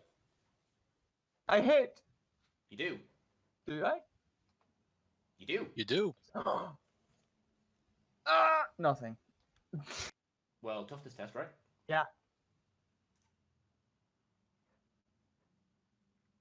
Okay. You go stiff. I did it! I'm sorry if this is really cheesy. It's fine. Okay. Jin, you're up. If he hasn't used that fate point, by the way, you can use fate points to overcome stunning. He used it to reroll a natural 100. Does he have Iron Jaw? He doesn't. Okay. Don't know why I'm telling you this. Because I'm helping. Jin, you're up. He is currently Okay. stunned. Ooh, yay. I could do a full aim. No. Full aim takes your half. full turn. Yeah, I'm only going to do You get a plus 20 for attacking a stun target. Mm-hmm. So you get plus 20 a plus. Oh, that's a plus 40. Mm-hmm. This ought to be good then. Plus 10 for his size. Never said that before. I have repeatedly. There. You have a target of 100. Okay. Swift attack, I'm assuming? Yes. Okay, so 100, 80, 60, so 3 hits. Bear with me 1 sec.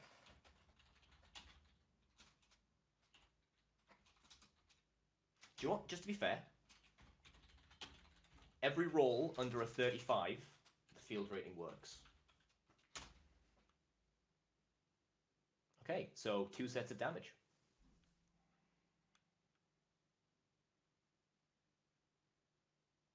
Okay. 10-6. Woo! It'd be a real shame if he had quite high armor. I know, right? So what do I do to him? To his armor? Bear with, let me do some maths.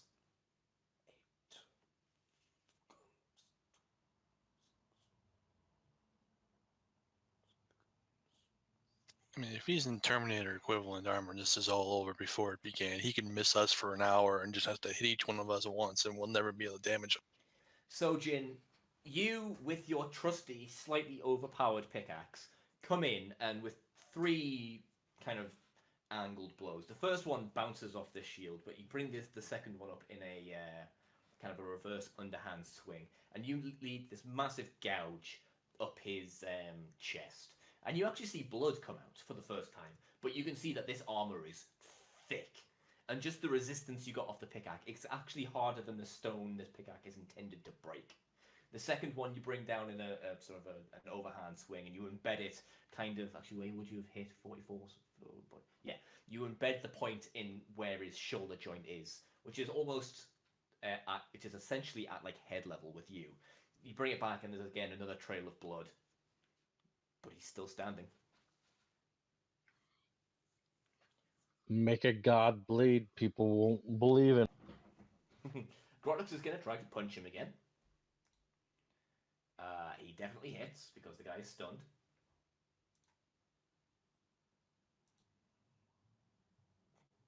Okay.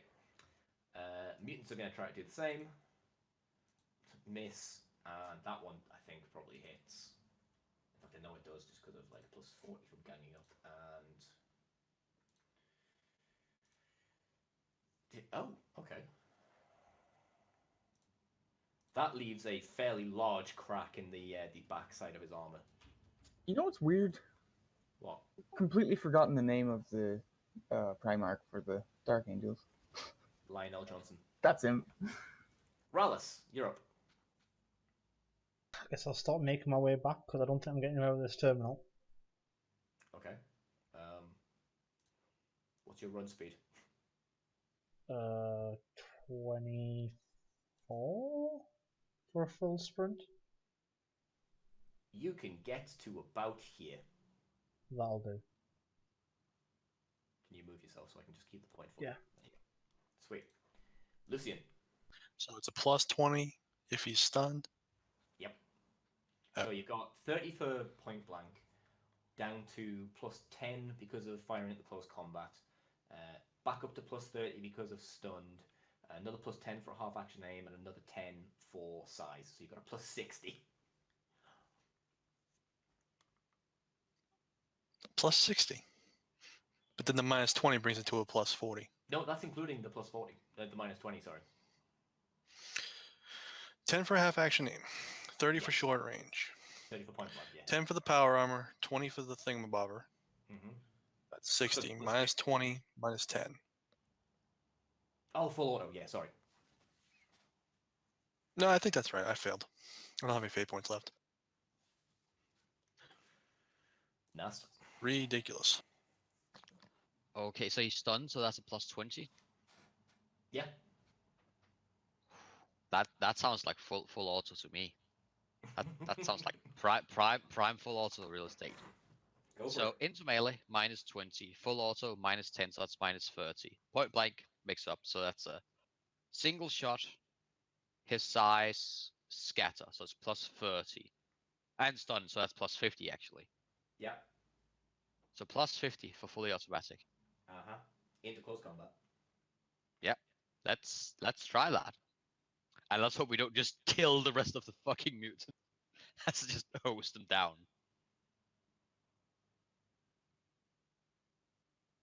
Eh? So that's 90, 80, 70. So you get 6. Nice. 1, 2, 3, 4, 5, 6. Okay, let me have a look. And I'd like to replace the one with the degree of success. Okay, so it becomes a 7 points of damage. Yeah, which I doubt will do any damage considering Okay, let's have a look. he's a thick boy with 7 Cs. You only actually see the field flash up once towards the end, and you actually see a shot that actually embeds in like an exposed joint or something. Wee. You done? Yep, that's my turn and my shotgun. Okay.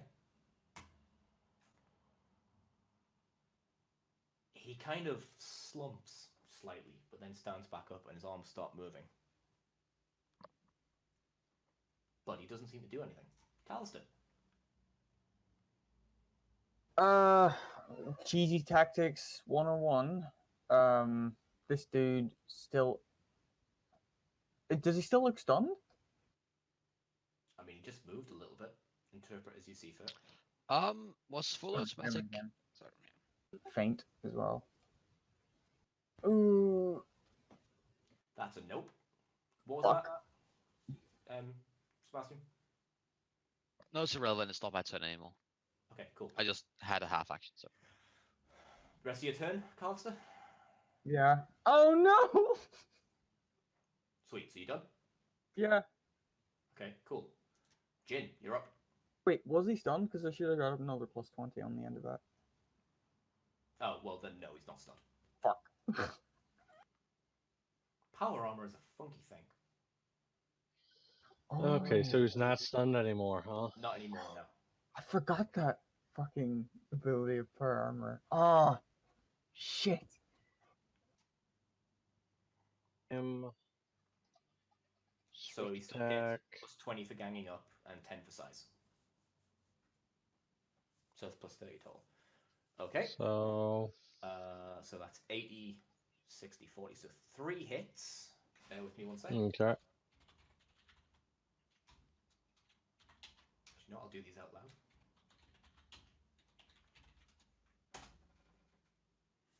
Okay, so the first one goes through. Well, he's going to try to parry the first one.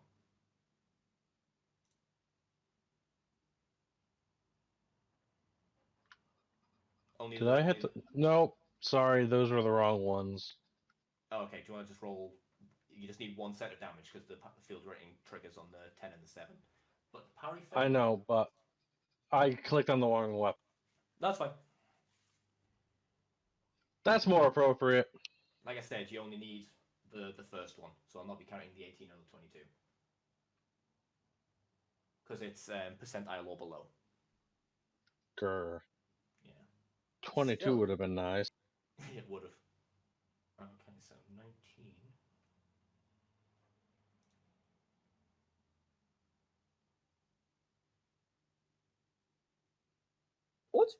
What's Robo's title again? Now that he's back, Lord Commander of the Imperium. Yeah. Okay. Right. So I'm gonna do this in a strange reverse order. You bring the pickaxe up or down again. You go for another kind of cross-angled swing, aiming for the points where you've kind of weakened the armor. The pick, it bounces off the static ion field a couple of times. The power in the pick itself, bouncing and kind of discharging off against the shield itself. You actually see sparks coming off the pickaxe itself as the two competing energy fields try to overwhelm one another. But then on your final swing, you grab it with both arms and you bring it down in a heavy swing. And it pierces straight through his armor, going straight to the shaft of the pick, embedding itself a solid 10, 12 inches straight into what you think is his chest. From the fractured portion of his armor, you hear a "Ugh!" and the armor starts to seize up, and you see smoke coming out of all the joints and from the damaged areas from before. Something feels off about that last swing, and just as you think, hang on, I am significantly stronger than I actually think I am. Someone appears directly behind you, kind of one hand kind of on your arm and helping you kind of push it through. Oh. Thanks, And big here- buddy. He's not even attacking himself. He's And here I Thanks, thought big buddy. metamorphosed into a Primarch.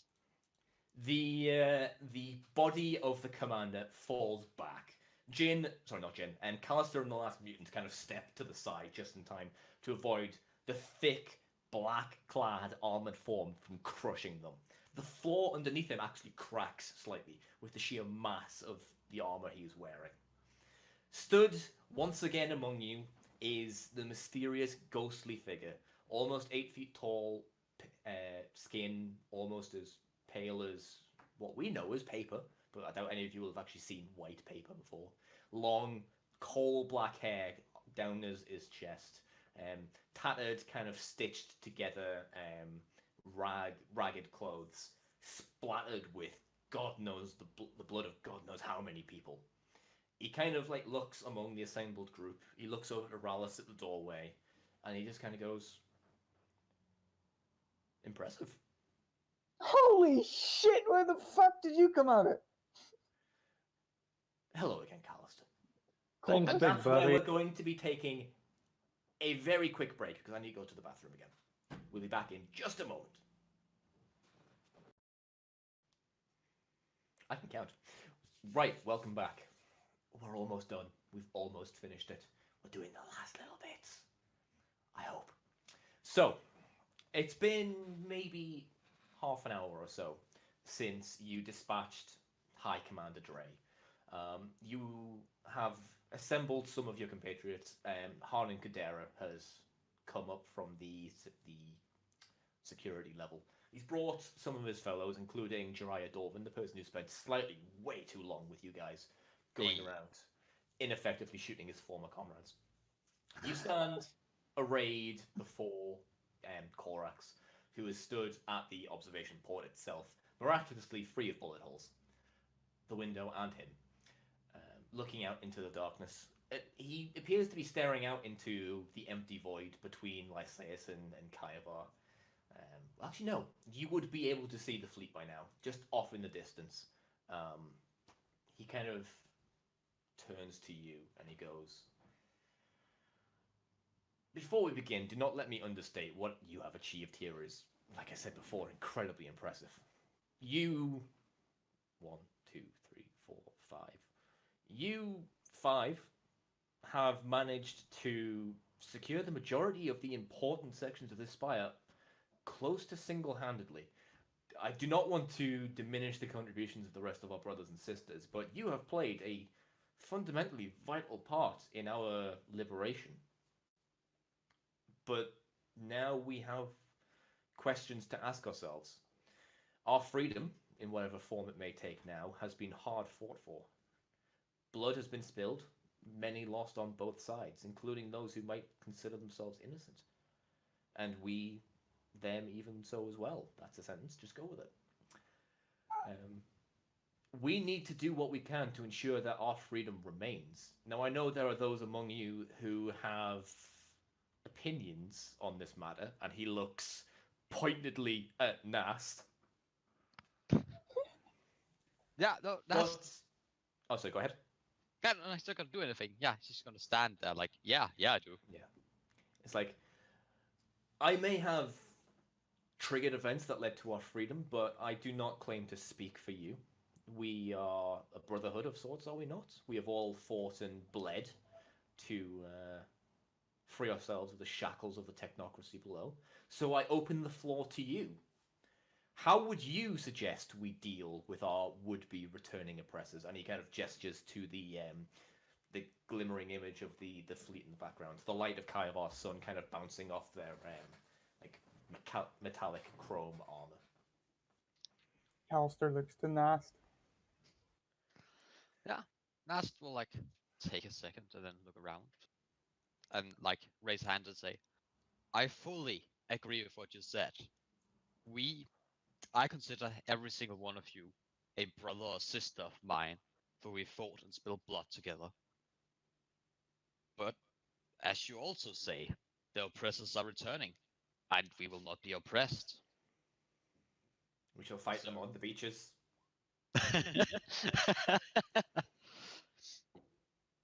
We give them all that we've given any other person, a chance. I say we give them a chance, and if they take it, let them. If not, then they shall meet the same fate as any other who would let this polluted corruption rest and these injustices go on. Even if there are many, as there are, innocents aboard. Let them take the choice. You hear someone from kind of the back of the room just go, "Well, what choice did they ever give us? We were sent here without any kind of consideration. We have, like Lucian has said in the text chat, we've got the orbital weapons. Let's blow them out of the void, send them back packing, and tell them that we're free." The point is that we're better than them. By showing them mercy, we show them that we're better than them. It's not for their sake that we're doing this. It's doing it for our own. So we give them the option. They turn back or they die. Simple enough. Yeah, this is our moon now. Let them But acknowledge it. either way, as much as the speeches and everything else are really nice right now, we do have to move to get this going. Israel still has to reactivate the weapon systems on the deck that we turn them off on if we're going to at least be able to follow up on our bluff. So We not also to need just to get cut the off your generator thunder. going again. Yeah, But so if we can get the, I can't remember, but if we can get the techies before to help us, we can get the rods in again. But I say send them one message, one word of warning, united, all of us together. And should they ignore it, then I point at the person to shout up. Then we do exactly as you said. We blast them out the fucking sky. And one of the people on the other side who was currently kicking the prone corpse of the High Marshal, kind of holding his foot as he realizes how much that really hurt. He kind of says, well, that's just one fleet. They've got an entire planet of soldiers, and I bet they're there are fuckers down there about as scary as this guy. What would you do Blow when they that up send all too. of them up? Blow that up too. Look, it's very good we've got the moon and everything, but we need to send a strong message. Even just blowing the fleet won't do it. They'll just build another one. They'll just send more witless fucks like this guy up to take care of us. Not blow up the We can't fleet. hold out against an entire planet. Not blow up the Of course. fleet. Just target everything they can that can affect us on the planet, and blow that up. We are not done. Like, Look. I gestured to Corvus. Not for Stop nothing us. right now, gentlemen. We don't have the time to go about long-term planning. We either go take care of this fleet now, or we tell them to go back to the planet, and if they do try to send something back at us, we take that out, and then we take out targets on the planet. Give them the option, but we need to move on this quickly, as you can see them out there, and we should just a little bit move our asses on it. Corvus kind of turns to Rallis and he says, "Can you get some kind of communication going?" Yeah, I could do that as well. I was Just hoping to get the see- place fully powered as well, though. Well, see if you can access communications from the main control, and we'll see if we can send them this message, this chance to turn around. Yep, sure, no problem. Cool. It's relatively simple. You have to just find one of the terminals that handle the communication, and for the sake of not being awkward, we'll say that it's not been blown up by grenades. You do some technical wizardry. You manage to send a signal, an open signal out. You don't necessarily try to hail the ship itself, because you fully suspect that they just wouldn't pick up. Do you have a specific message in mind? And Well- is this going specifically to the fleet, or are you trying to broadcast this further? He says, knowing someone has prepared a speech. That's just complete no. Let's send out an open message for the I- fleet, for all the technocrats. I already have. Say what you want. Well, he's Wait. going to do that, though. If Rallis can set it up for him to be able to do, Rallis and myself will head off to try to get this power generator back on so we can get these weapons on in case they tell us to go below us. Yeah, Yep. that's fine. A bunch of As- prisoners go with you, just in case. As I'm heading down to the main energy reactor, I will tell some people to go and actually unclog the barrels that we clogged up, so that when Okay, we yeah. reactivate them, it doesn't blow up on them. Yeah. As you move through the spire itself, it seems to have taken on an entirely different life of itself. You're used to the sight of the dead guards that you probably put there, but as you progress through, you see squads and squads of people in ramshackle, kind of pulled together, either prison guards uniform or the uniforms of the Kaivan guard themselves, kind of running around in half-organized packs, just trying to get things sorted out. You see plenty of people in the uniform of the Spire technicians actually helping out. A lot of the ones which you recognize from, the dozens of people that you've captured and locked up. They give you a kind of acknowledging, like, you actually pulled it off. Nice. They're obviously not aware of the fleet or the fact that things could possibly explode any minute. But you progress through, you head back down to the power level, but we'll get back to that in a minute. I believe someone has a message to send. So Nas, you stand before the communications terminal. There is like one of those stereotypical little like desk mics with a big kind of grey button. Yeah, Nas leans down, taps it a couple seconds, looks to the side, looks to the side, nods, and like reaches up. For any and all listeners, for too long the technocracy has reigned from the ivory towers of corruption and greed. For too long have we been enslaved, chained far below to work beneath spires whose height we should never see. We're made of naught but flesh and bone, easily broken and discarded. But in my soul, I have a fire. That same fire that burns within my sisters and brothers. Alone, we're insignificant, a minuscule spark in an endless night.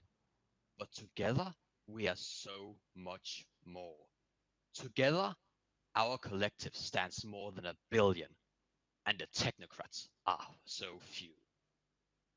Together, our souls, our fire, shall form a great wave that shall burn away rusted and rotted towers of the technocracy. From the flames, we shall rise again. From their ashes, Kaiva reborn. Death to the technocracy. Freedom to Kaiva. Freedom to all. Shouted a lot louder than I dare do right now. Understandable. You take your hand off the mic, and one of the more technically minded prisoners, or perhaps one of the Spire technicians who have by this point made their way back up to the control center, watching the broadcast system, the controls on the terminal adjacent to you, kind of stare at it for a little while, making sure it's being sent out. He kind of turns to you and he says, "Well, it's been sent. We can acknowledge that it's been at least detected by the fleet. Until they can get the power back on, there's no way for us to know if the signal made it all the way to the planet. I guess we'll just have to wait and see." And then he goes off about performing his other duties. Meanwhile, back down on the main generator level, Rallis and Lucian and your assorted escorts. Again, as you progress through, you get surprising levels of acknowledgement from everyone who is kind of around you. Clearly, word has kind of spread that a lot of this wouldn't have been accomplished without you. Through whatever actions you deemed to take, you've apparently managed to spare a lot of these people the gruesome kind of nature of sieging this place fully prepared and aware, or just having to hold out and see what happens in their own prison spires. You've given them the opportunity to organize and come together in this space as it is. You make it back down to the generator. You go to the main power control station. It's slightly cleaner than you left it. A lot of the corpses have been removed. You actually see a couple of the Spire technicians who you took prisoner there helping get things back in order. You talk to one of the servitor technicians who... Well, first of all, you go and retrieve the power catalyst from the fridge. It seems still mostly intact. It's not been damaged in any particular sense. It is exactly where you left it. You go through about a 10-minute period of being like, shit, which box did we put it in? Oh, these are just full of corpses. Ah!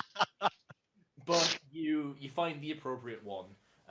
You retrieve the catalyst. You pass it off to a servitor. One of the technicians pilots the servitor back into the main reactor room, plugs it into the appropriate portion of the reactor, and it takes about another half an hour just for the reactor to spool up, for the plasma fusion reaction to kick off. When it does, on the generator level, you can feel the entire floor shake as this thing sort of kicks off, and you can see the small miniature sun that is part of the reactor just starts to fire up. The tinted and protective glass in the observation room protects your eyesight from being burned away, but you can feel the entire floor shake, the wall shake. You can see the lights flare up, all the terminals kind of shut down, but then kind of come back up at full power, showing full system restores. You get a lot of notifications on the terminals there saying there's been minor damage and reports of systems not functioning properly and some overloading in certain places. Back up on the main control floor, anyone who's patrolling around the main consoles, the ones that again weren't destroyed, see things come back to life.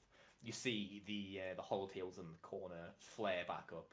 You see in orbit a planetary view of Lycaeus, indicating all of the different locations of prison spires. Almost all of them showing overdue check-ins.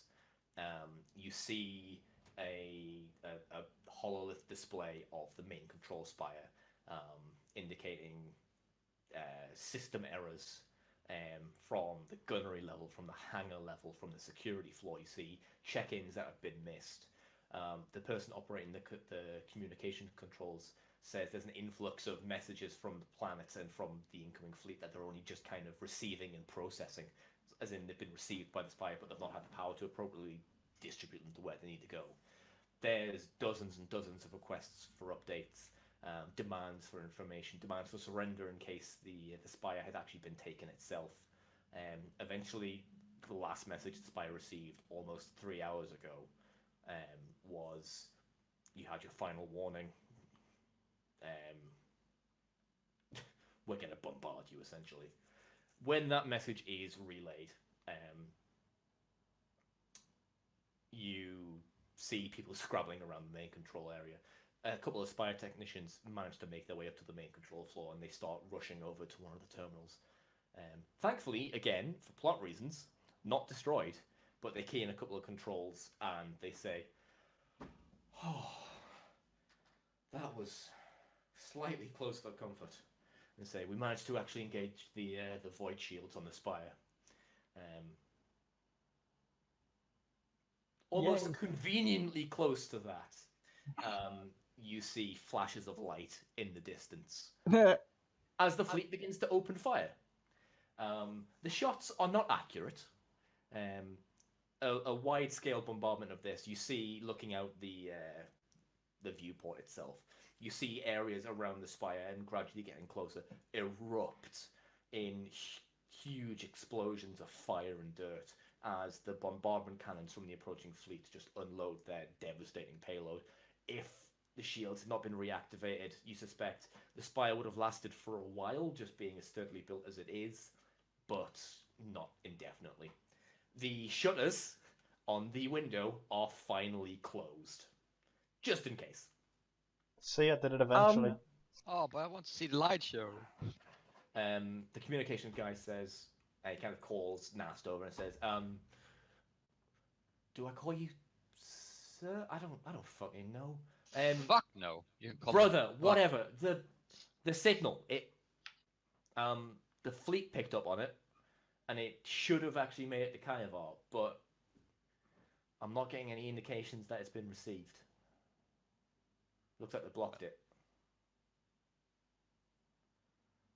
Well, I'm assuming the rest of us that aren't up there are feeling the detonations and stuff on the void shields. By now, if you wanted to, you probably could have made your way back up. Well, no, I'm going to the gunnery deck. Yeah, gunnery Okay, well, deck. you guys go to the gunnery decks, and you feel the reverberations while you're still working on having the guns kind of So unjammed, the way that essentially. we went up to the way that we would have gone was we would have grabbed Spire techs, people that worked in the Spire, more so than the prisoners to take with us. Yeah. Because the idea was originally that I was going to have them do was paint the ships to get them to back off in case they were still kind of committed to it and didn't think we had the ability to blow them out. Right. I wanted people that weren't going to just shoot them anyway. Okay. Now that changes things. So once we get there, I get the Spire techs going onto the guns and just have them return fire. Yeah. Even with Rallis there, it does take them a little bit of time to essentially unjam the firing tubes for the main guns and just sort of realign them. Rallis did a very we good had job half. of... Yeah, you had half. Well, you had the point defense guns half turned off. You had the orbital guns were still essentially functioning, but Rallis had pretty badly fucked with the targeting algorithms. So it takes him and a couple of people a little while to kind of get it going. Doesn't take massively long after the bombardment starts, but there is maybe like a half an hour, 45-minute gap just while they're essentially trying to get the guns to point in the right direction. Eventually, they manage it. You get the affirmative that the larger rounds are being lowered into the cannons, and they're receiving positive feedback on the targets. Do you tell them to fire? Yes. As soon as they've got a firing sequence, just Fire. Okay. get it going. I also I put the capitulation out there though that this is to be a statement, not a massacre. So if they break off to go back to the planet, cease firing at that point. And he kind of turns to you and says, "So should we target a bigger ship, a littler one? What do you want?" Big. Yeah, take the biggest, and then Target the biggest. aim for troop carriers, more so than bombardment. Okay. So they kind of go about it, and it takes them a few minutes to single out the targets. He says, "I've got a macro cannon locked on the bigger ship. You want me to fire?" At will. Okay. Want me to get down in a fighter and get ready to take off to take out the troop carriers that are on the moon? Has anything landed yet? Can we tell? It doesn't look like it's They, been- it's going to have a high likelihood. So Well, do the you want me question to be is- prepped? Do we have enough fighters to make a difference? All I know is one less troop carrier equals one group of Yeah. people less to have to deal. But right now they have air superiority over us, and if we don't have enough fighters to get through their fighter screen and their own escorts, then it's not going to matter and just be wasting lives. True, but you also have the advantage if you've got the point defense guns on the Spire itself. They have to Yes. come to you. But if it's only like 2 fighters that are going to be able to go out, Well, that you don't doesn't know how, really. you don't really That's know what I'm how- asking. Well, you don't really know. You haven't got like a full breakdown of who is like flight capable. He can head down and he can start looking at it and see what the situation is. That can't hurt. Yeah. Um, Okay. yeah, Okay, I'll do that. let's scout before we gauge and just throw things at. Yeah. Anyway, back on the gunnery deck. Damn it. Do you have something you want to do? I wanted to talk to Corvus. Give me a sec. Okay. Back on the gunnery deck, you give him the indication to fire at will, and he puts in the control, and you feel the entire spire shake with the power of the cannons firing. Everyone on the command deck, you were notified that the guns were about to fire, but the sound of it, if the void shield wasn't up and if the construction wasn't as sturdy as it was and if the shutters weren't down, you're fairly sure you would have been able to like feel your ears like rupture. It is incredibly loud. The size of these guns is something that you can't entirely comprehend. As you kind of visualize the shell traveling through the void, and you can. Back in the gunnery deck, you have a slight indication of the trajectory of the projectile, and you actually see it impact on the silhouette of the largest ship. Obviously, it's not destroyed. They have their shields up and everything, but if you were ever going to send a message, you're pretty sure that was it. Lucy's just standing behind the gunners with his arms crossed, the needle stick hanging out of one side of his mouth as he watches. They kind of just like turn and say, "How long do we wait to fire again?" Keep firing Oh, until right, they okay. break off. Keep Oh, right, firing okay. until they break off. If they Oh, break right, off, well, ceasefire. Only at Clearly, that point. they misunderstood what the message was supposed to entail. The other people start going about it, and the entire spire starts to shake continuously. This spire must have dozens of anti-capital. I don't know why I'm looking over in this corner. This spire must have dozens of anti-capital ship weaponry, and it just fires continuously. It's similar to the sound of a thunderstorm, except if the rolling thunder was continuous and it had peaks and troughs, just as the bigger guns fired. You have macro cannons and plasma projectiles firing on constantly.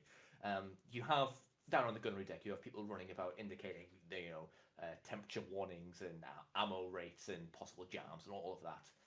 The person on the essentially the radar on the gunnery deck says, "We're taking out ships. Some of the smaller ones are falling down from concentrated fire. Some of them are backing off from damage, but the bigger ones are coming through, moderate to light damage. They're still coming." And they just keep firing. Yes, Rallis. Would the other spires, not like the main one, but the other little ones, have anti-aircraft cannons as well? But anti-orbital cannons, should I say? No. No, they just got more close range stuff. So yes. Could we message them and tell them to get ready to repel the ones that get close enough, and see if any of them actually? Yeah, you can send that message out, and they say, yeah, they've had the close range support stuff on basically since they took control of the spires themselves. All right. So I'm watching this. I'm like, okay, focus fire on the biggest ship. When that's done, move to the next biggest. All guns on the one ship until it goes down. And Okay, just keep popping them out one at a time at this point. They say, okay, we'll do what we can, and they go about business of following your orders. Callister, I believe you want to speak to Corvus. So yeah, Callister approaches the fucking monster of a man that is Corvus, and he's got like a slight smile on his face. He says, "Hey, you were really, really humble there." He kind of like looks down at you, and despite the fact that he physically has to look down at you, you sense that he in no way feels superior to you. But you can't help but feel in awe of this being before you.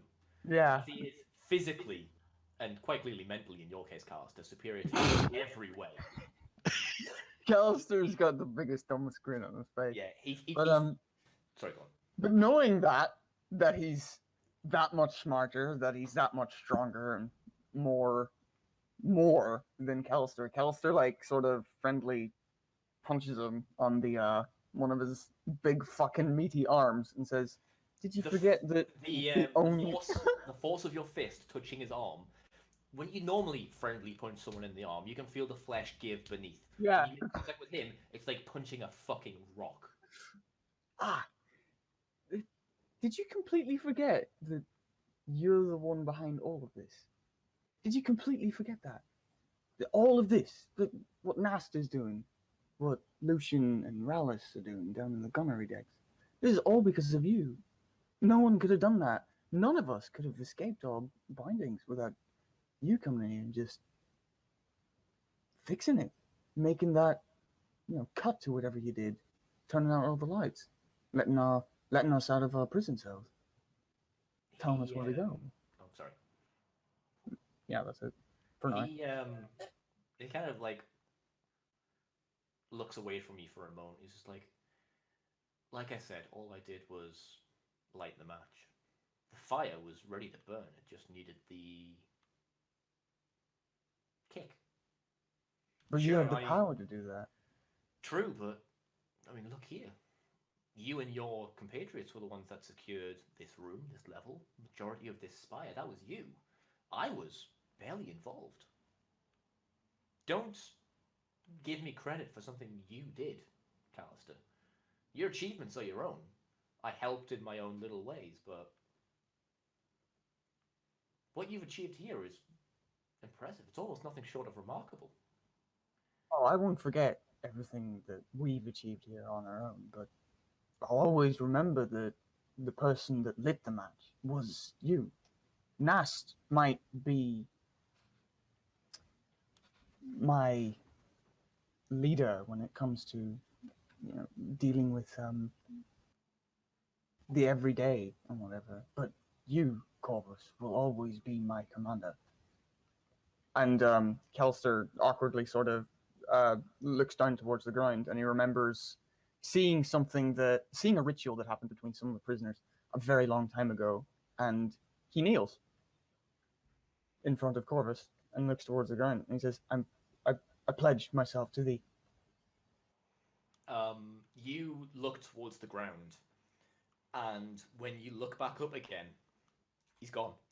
Ah! Ah! Nope, fuck that. So the bombardment goes on and on and on. The cannons and the turrets try to keep track of the larger ships, but either through careful maneuvers or inexperienced gunnery crews, you damage the bigger ships. They're definitely scarred. Some of them back off. The bigger ship does back off. Goes back towards Kaivar, you suspect, for repairs, but there are numerous marks of battleship and frigate and cruiser. The fleet itself was actually surprisingly large. You suspect that it was a very kind of knee-jerk reaction of, oh crap, we need to show a show of strength here. Let's send the majority, if not the entire fleet. So your void shields hold up. You manage to keep the bombardment going, and it goes on and on and on, hours and hours. You get confirmations of ships destroyed, a lot of the smaller marks. When I say smaller, clearly I mean they still have like tens of thousands of crewmen whose lives are ended in an instant as their ships are enveloped in huge thermoplasma nuclear explosions as their reactors cook off and their munitions go off. Is there anything anybody especially wants to do while the bombardment continues? I would. One, just be prepared for if anyone should manage to actually land. So prepare people for. I was about to say anti-boarding, but not that. You want to repel invaders, or you want to prepare people to? Yeah, basically as a standard. Just we are under invasion. Ideally, go ahead. Sorry. Maybe just ask us. It's right. Lucian is just down in the gunnery deck. That once the bigger ships are gone, if we could cripple one of the ships, but still make sure it doesn't just blow up and it's in orbit. Okay. In case, because we don't actually have a way to leave them in any way, sort of way. Okay. I'd just like a request solution. I don't know what the fuck he's doing. He's shooting the ships in space. Yeah. Well, that's where I was going to go once he was all set talking. Yeah. I have things that Lucian would be doing. Yeah, okay. Yeah. Depending on how long it takes. Just repel borders, or maybe talk to some prisoners and whatever. That sort of stuff. Got a general sense of what you want to do. Yes, Lucy. So Lucian would find their medical deck, bay, whatever. Very thoroughly. And he'd start he'd start looking for the people that could actually, man it. Then start having wounded from their own people brought in, and just setting up a triage area and everything else for when and if they actually get people into the spire, and we start fighting that way. You go up there, and a lot of the process has already begun. A lot of the prisoners who have taken control have actually started shipping up a lot of the wounded and guards and spire technicians who are maybe just caught in the crossfire. There is already a hubbub of activity going around. There are medical personnel going about helping anyone and everyone that they can. You can get involved in helping. It's a little bit strange seeing a medic walking around in power armor, but it's a strange kind of week. Yeah, that it is. Yeah, so I'll get to helping them with the. Okay. So you kind of leave the gunnery deck under its own kind of. Well, I would assume I'd really leave like Rallis in charge or whatever. Yeah, So what- you leave it. How am I doing? Inspecting, getting all There is a Cool. there is a relatively small handful of people who are like capable of flying, and some of them are better at it than you, and they've kind of already organized themselves into a fighter wing of sorts. There are only like 4 or 5 fighters available currently. Some were either in a state of disrepair or were damaged in the fighting. You've got about like a squadron in case they start landing like landers, but you get the indication that until the void shields come down, they're not going to be able to start landing troops. And from the messages that was received in command, you're fairly confident that's not what they're trying to do. But you have Okay. a wing prepared. good.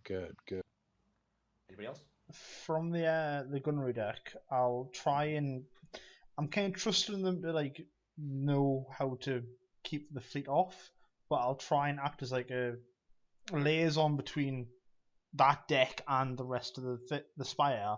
While Well, with power restored, communications are pretty much back up. yeah, but like I'll probably be like like when they're like what we're doing next, I'll Okay, right. So yeah, So a bit of I'll basically take charge in a way, but I'm also, if I can, I'm going to try and like work on getting a repair detail to go around the spire and yeah, no, fair enough. like prioritize certain repairs over others and things like that, and actually organize it. Anything in particular? Anything that makes it more structurally sound and safe. Oh, so like the actual structure of the building itself. Yeah, like Well, focus on repairs and security. Okay. And if it's like obviously like like the terminals that are wrecked, don't bother with them because it'll take too long. Do Okay. what's going to make it safest. Right, okay. So, under your supervision, repair crews start going about. They start shoring up areas that might have been damaged in the fighting or have just been poorly maintained. The building itself is actually in a relatively good condition. There wasn't a lot of actual structural damage. In terms of a lot of the systems and stuff, there are a lot of damage, like terminals and stuff. But a lot of the actual function of the systems themselves still work. So it is primarily just terminals and stuff that start getting repaired Then to just give get the, access to a lot of the systems themselves. just get the key ones back up and running then, and make sure they're all Yeah, there so for. you've got repair crews. A lot of activity goes into repairing the central command station, and there was some damage in the flight control station from when there was a small firefight in there. No one seems to have taken responsibility for who did that, but everyone knows it was you. But it starts going about. But the bombardment goes on. The void shields stay steady, and the minutes roll on to hours. The hours tick over. A day passes. 2. The firefight in orbit continues, but as the realities of naval combat start to kind of sink in with you, the distances involved, you realize this could go on and on and on. Until, although, does anybody want to do anything over the course of a few days? I don't want to jump any guns here. One note, I would Yes. like to, even if it's just for an hour, like a funeral for Finnick. Sorry. Hold a funeral for Finnick. Oh, Finnick. Yeah, Finnick. Yeah, Well, probably for all of our people at once. like, yeah. But he was like one of the first people to actually convert and such, and make sure some of the like people, or spire technician, whatever, around to like see he's actually respected, or at least just let it be known. Okay. Yeah, so you go about, after you organize security details and organize people into squads of a sort, you start going around and taking stock of who's been lost. You hold more personalized memorials, I suppose, for the people that you knew, but then you hold more general, like, remembrances for fellow prisoners, and even Ah. even some of the guards, if you're feeling so inclined. Yeah, no, like anyone who's. I literally have a lawmancer, so like I literally have the thing of like, I a good person. Too bad they died, whatever. Like Fair I enough. literally have the skill for telling stories and such. So yeah. Okay, yeah. Anything else for anyone over the course of a few days? Over the course of a few days. Yeah. I'm gonna see what I can do to whip any more mutants into like a There aren't any. There aren't any at all. Nope. The There was two only the ones mutants who- left. Callister's just gonna try and work with Jin and Rallis to try and get training for the Hellgun he was wielding, and Yeah, there's plenty of people who are basically just trying to get some practice with the weapons in the event that they need it. So you very easily find a couple of like fire teams to get involved with. all right. And I want to spar with Jin every now and then. You've got time. After Good the to first know. day, I would be looking into, and once everyone's been seen to that's been hurt and everything, I would look into getting people together to figure out what we had for food supplies, sanitation concerns, anything, those type of things. Yeah. As we're realizing it's going to probably drag on for a while, and then start instituting some more rationing. Yeah. You have enough supplies to see you through for several months. It's not very often that supplies get shipped up and down to the spires themselves. Also, as you saw in your previous spire, there is a lot of recycling. A lot of recycling. And some. If I'm you sure remember the vats of Soil and Soil green, and is green. people. Yeah.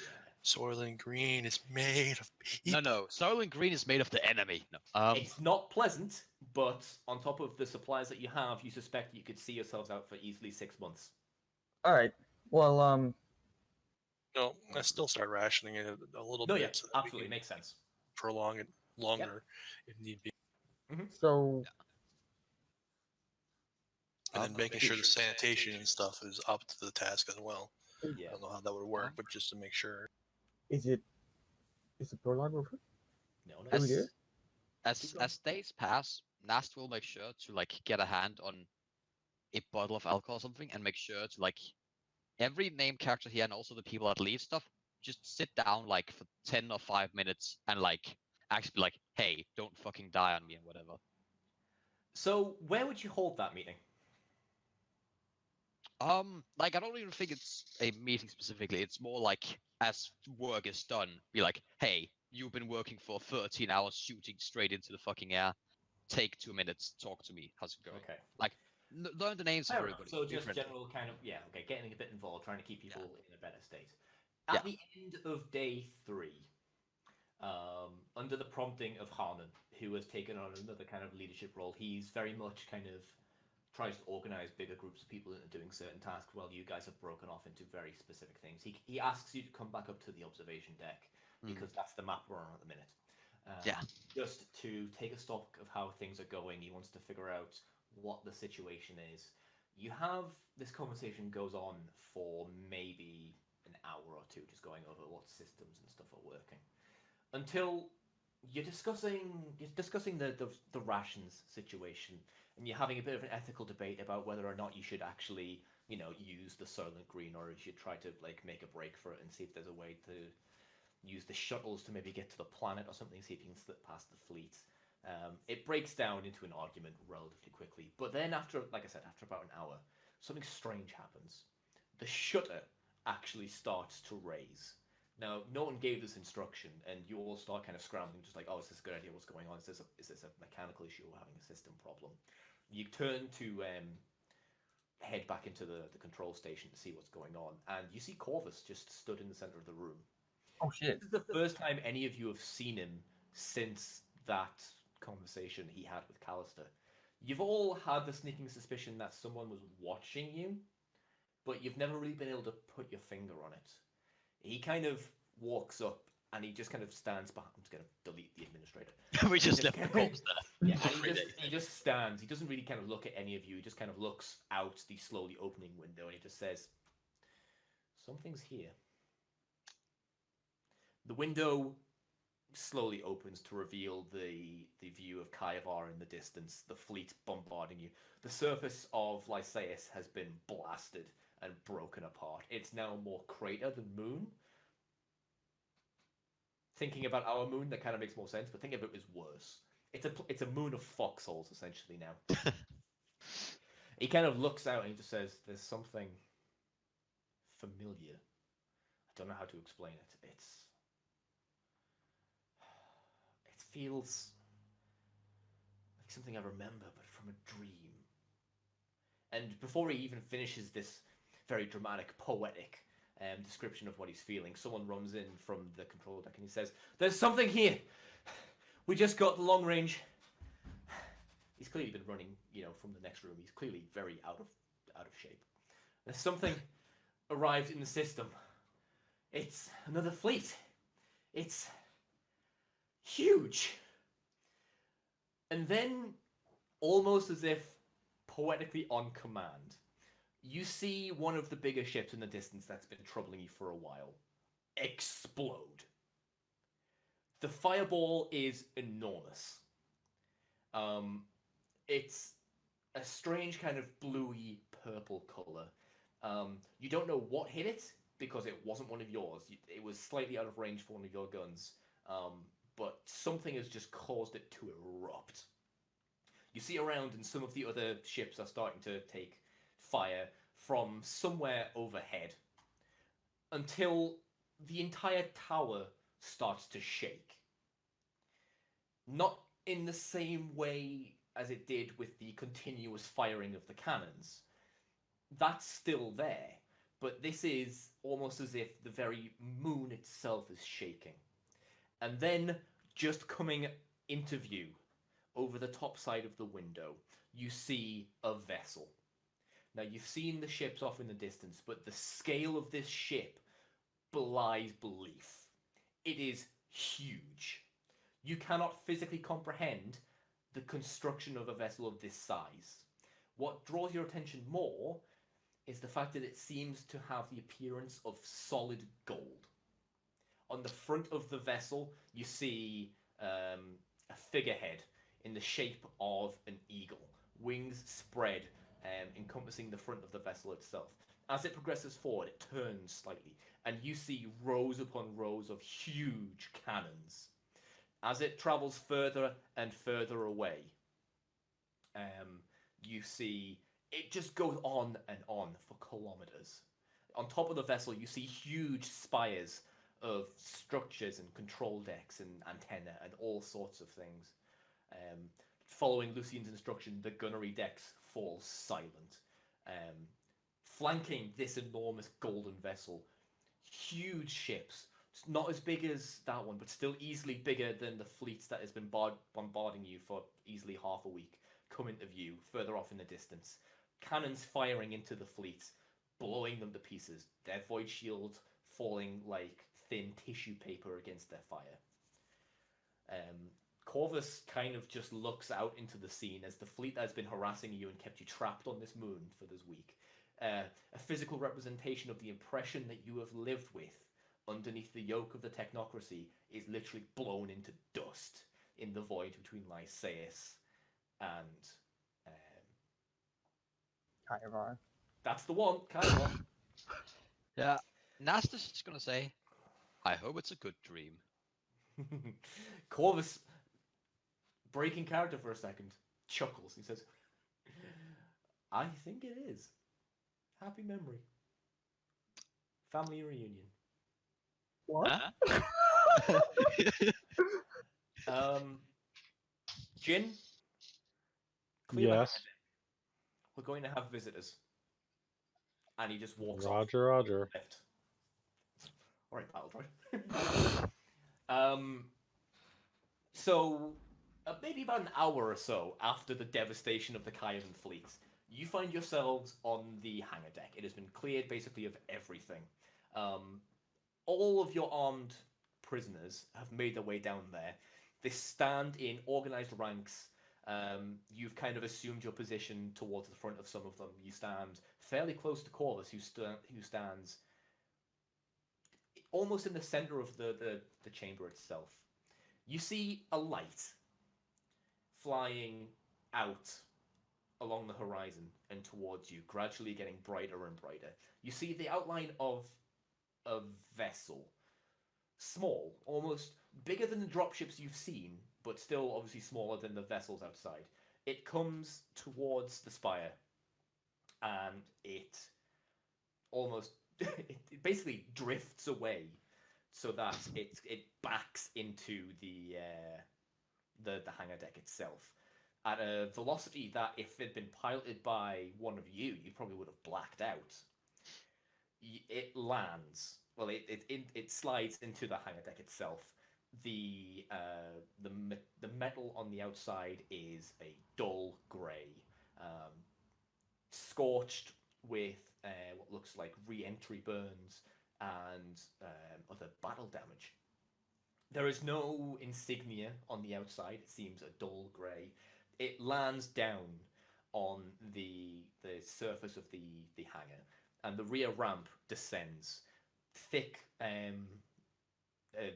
smoke and decompressing air comes out the outside. You hear heavy footfalls, heavy metallic rhythmic footfalls in perfect unison, as what you can only describe as giants descend this ramp. Two of them in particular catch your attention, and you feel yourselves compelled to kneel, and you do not know why, and you cannot stop yourself. Two of them in particular draw your attention. One, a giant in golden armor, eagles embossed on his shoulders, thick white hair cut short to a cut, a very dour, emotionless expression, a giant chainsword strapped to his back.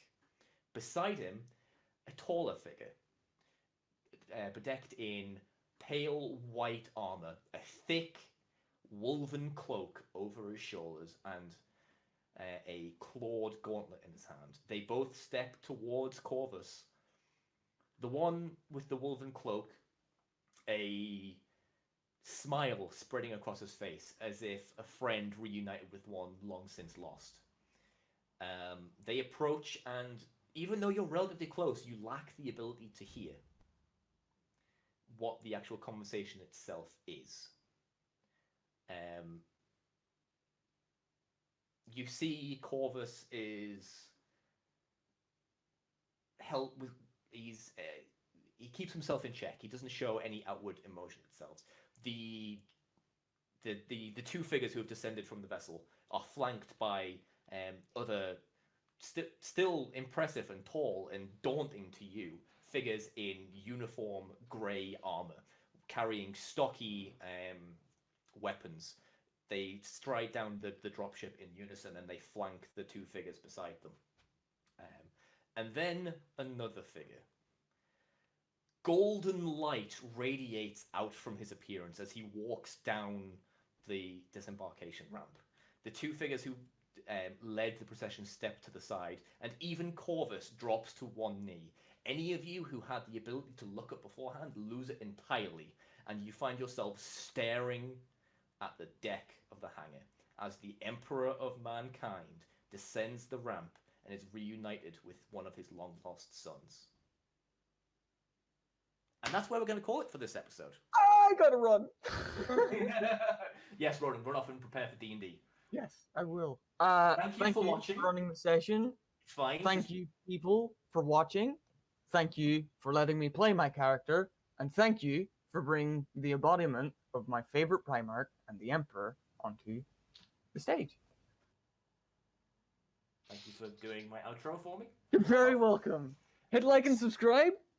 No, go on. Thank you for Hit watching. that notification bell. I hate all of you so much. I hate you. Please leave a comment. I'm gonna kill all of you. Also, just let you know, it did take us almost 9 months to birth us out of this prologue. Yep. Well, technically 6, because 3 of those months, nothing happened. Seriously, I am gonna run away now. Yes, go away.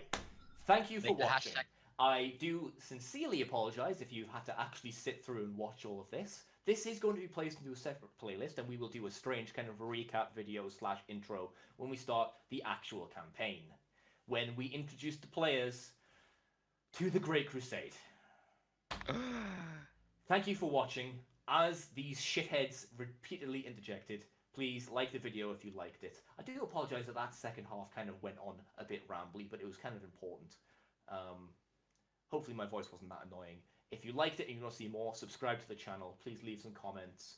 If you don't like how I interpreted Rogel Dawn and Horus, let me know, because I'm still not going to change it. I'm going to go now.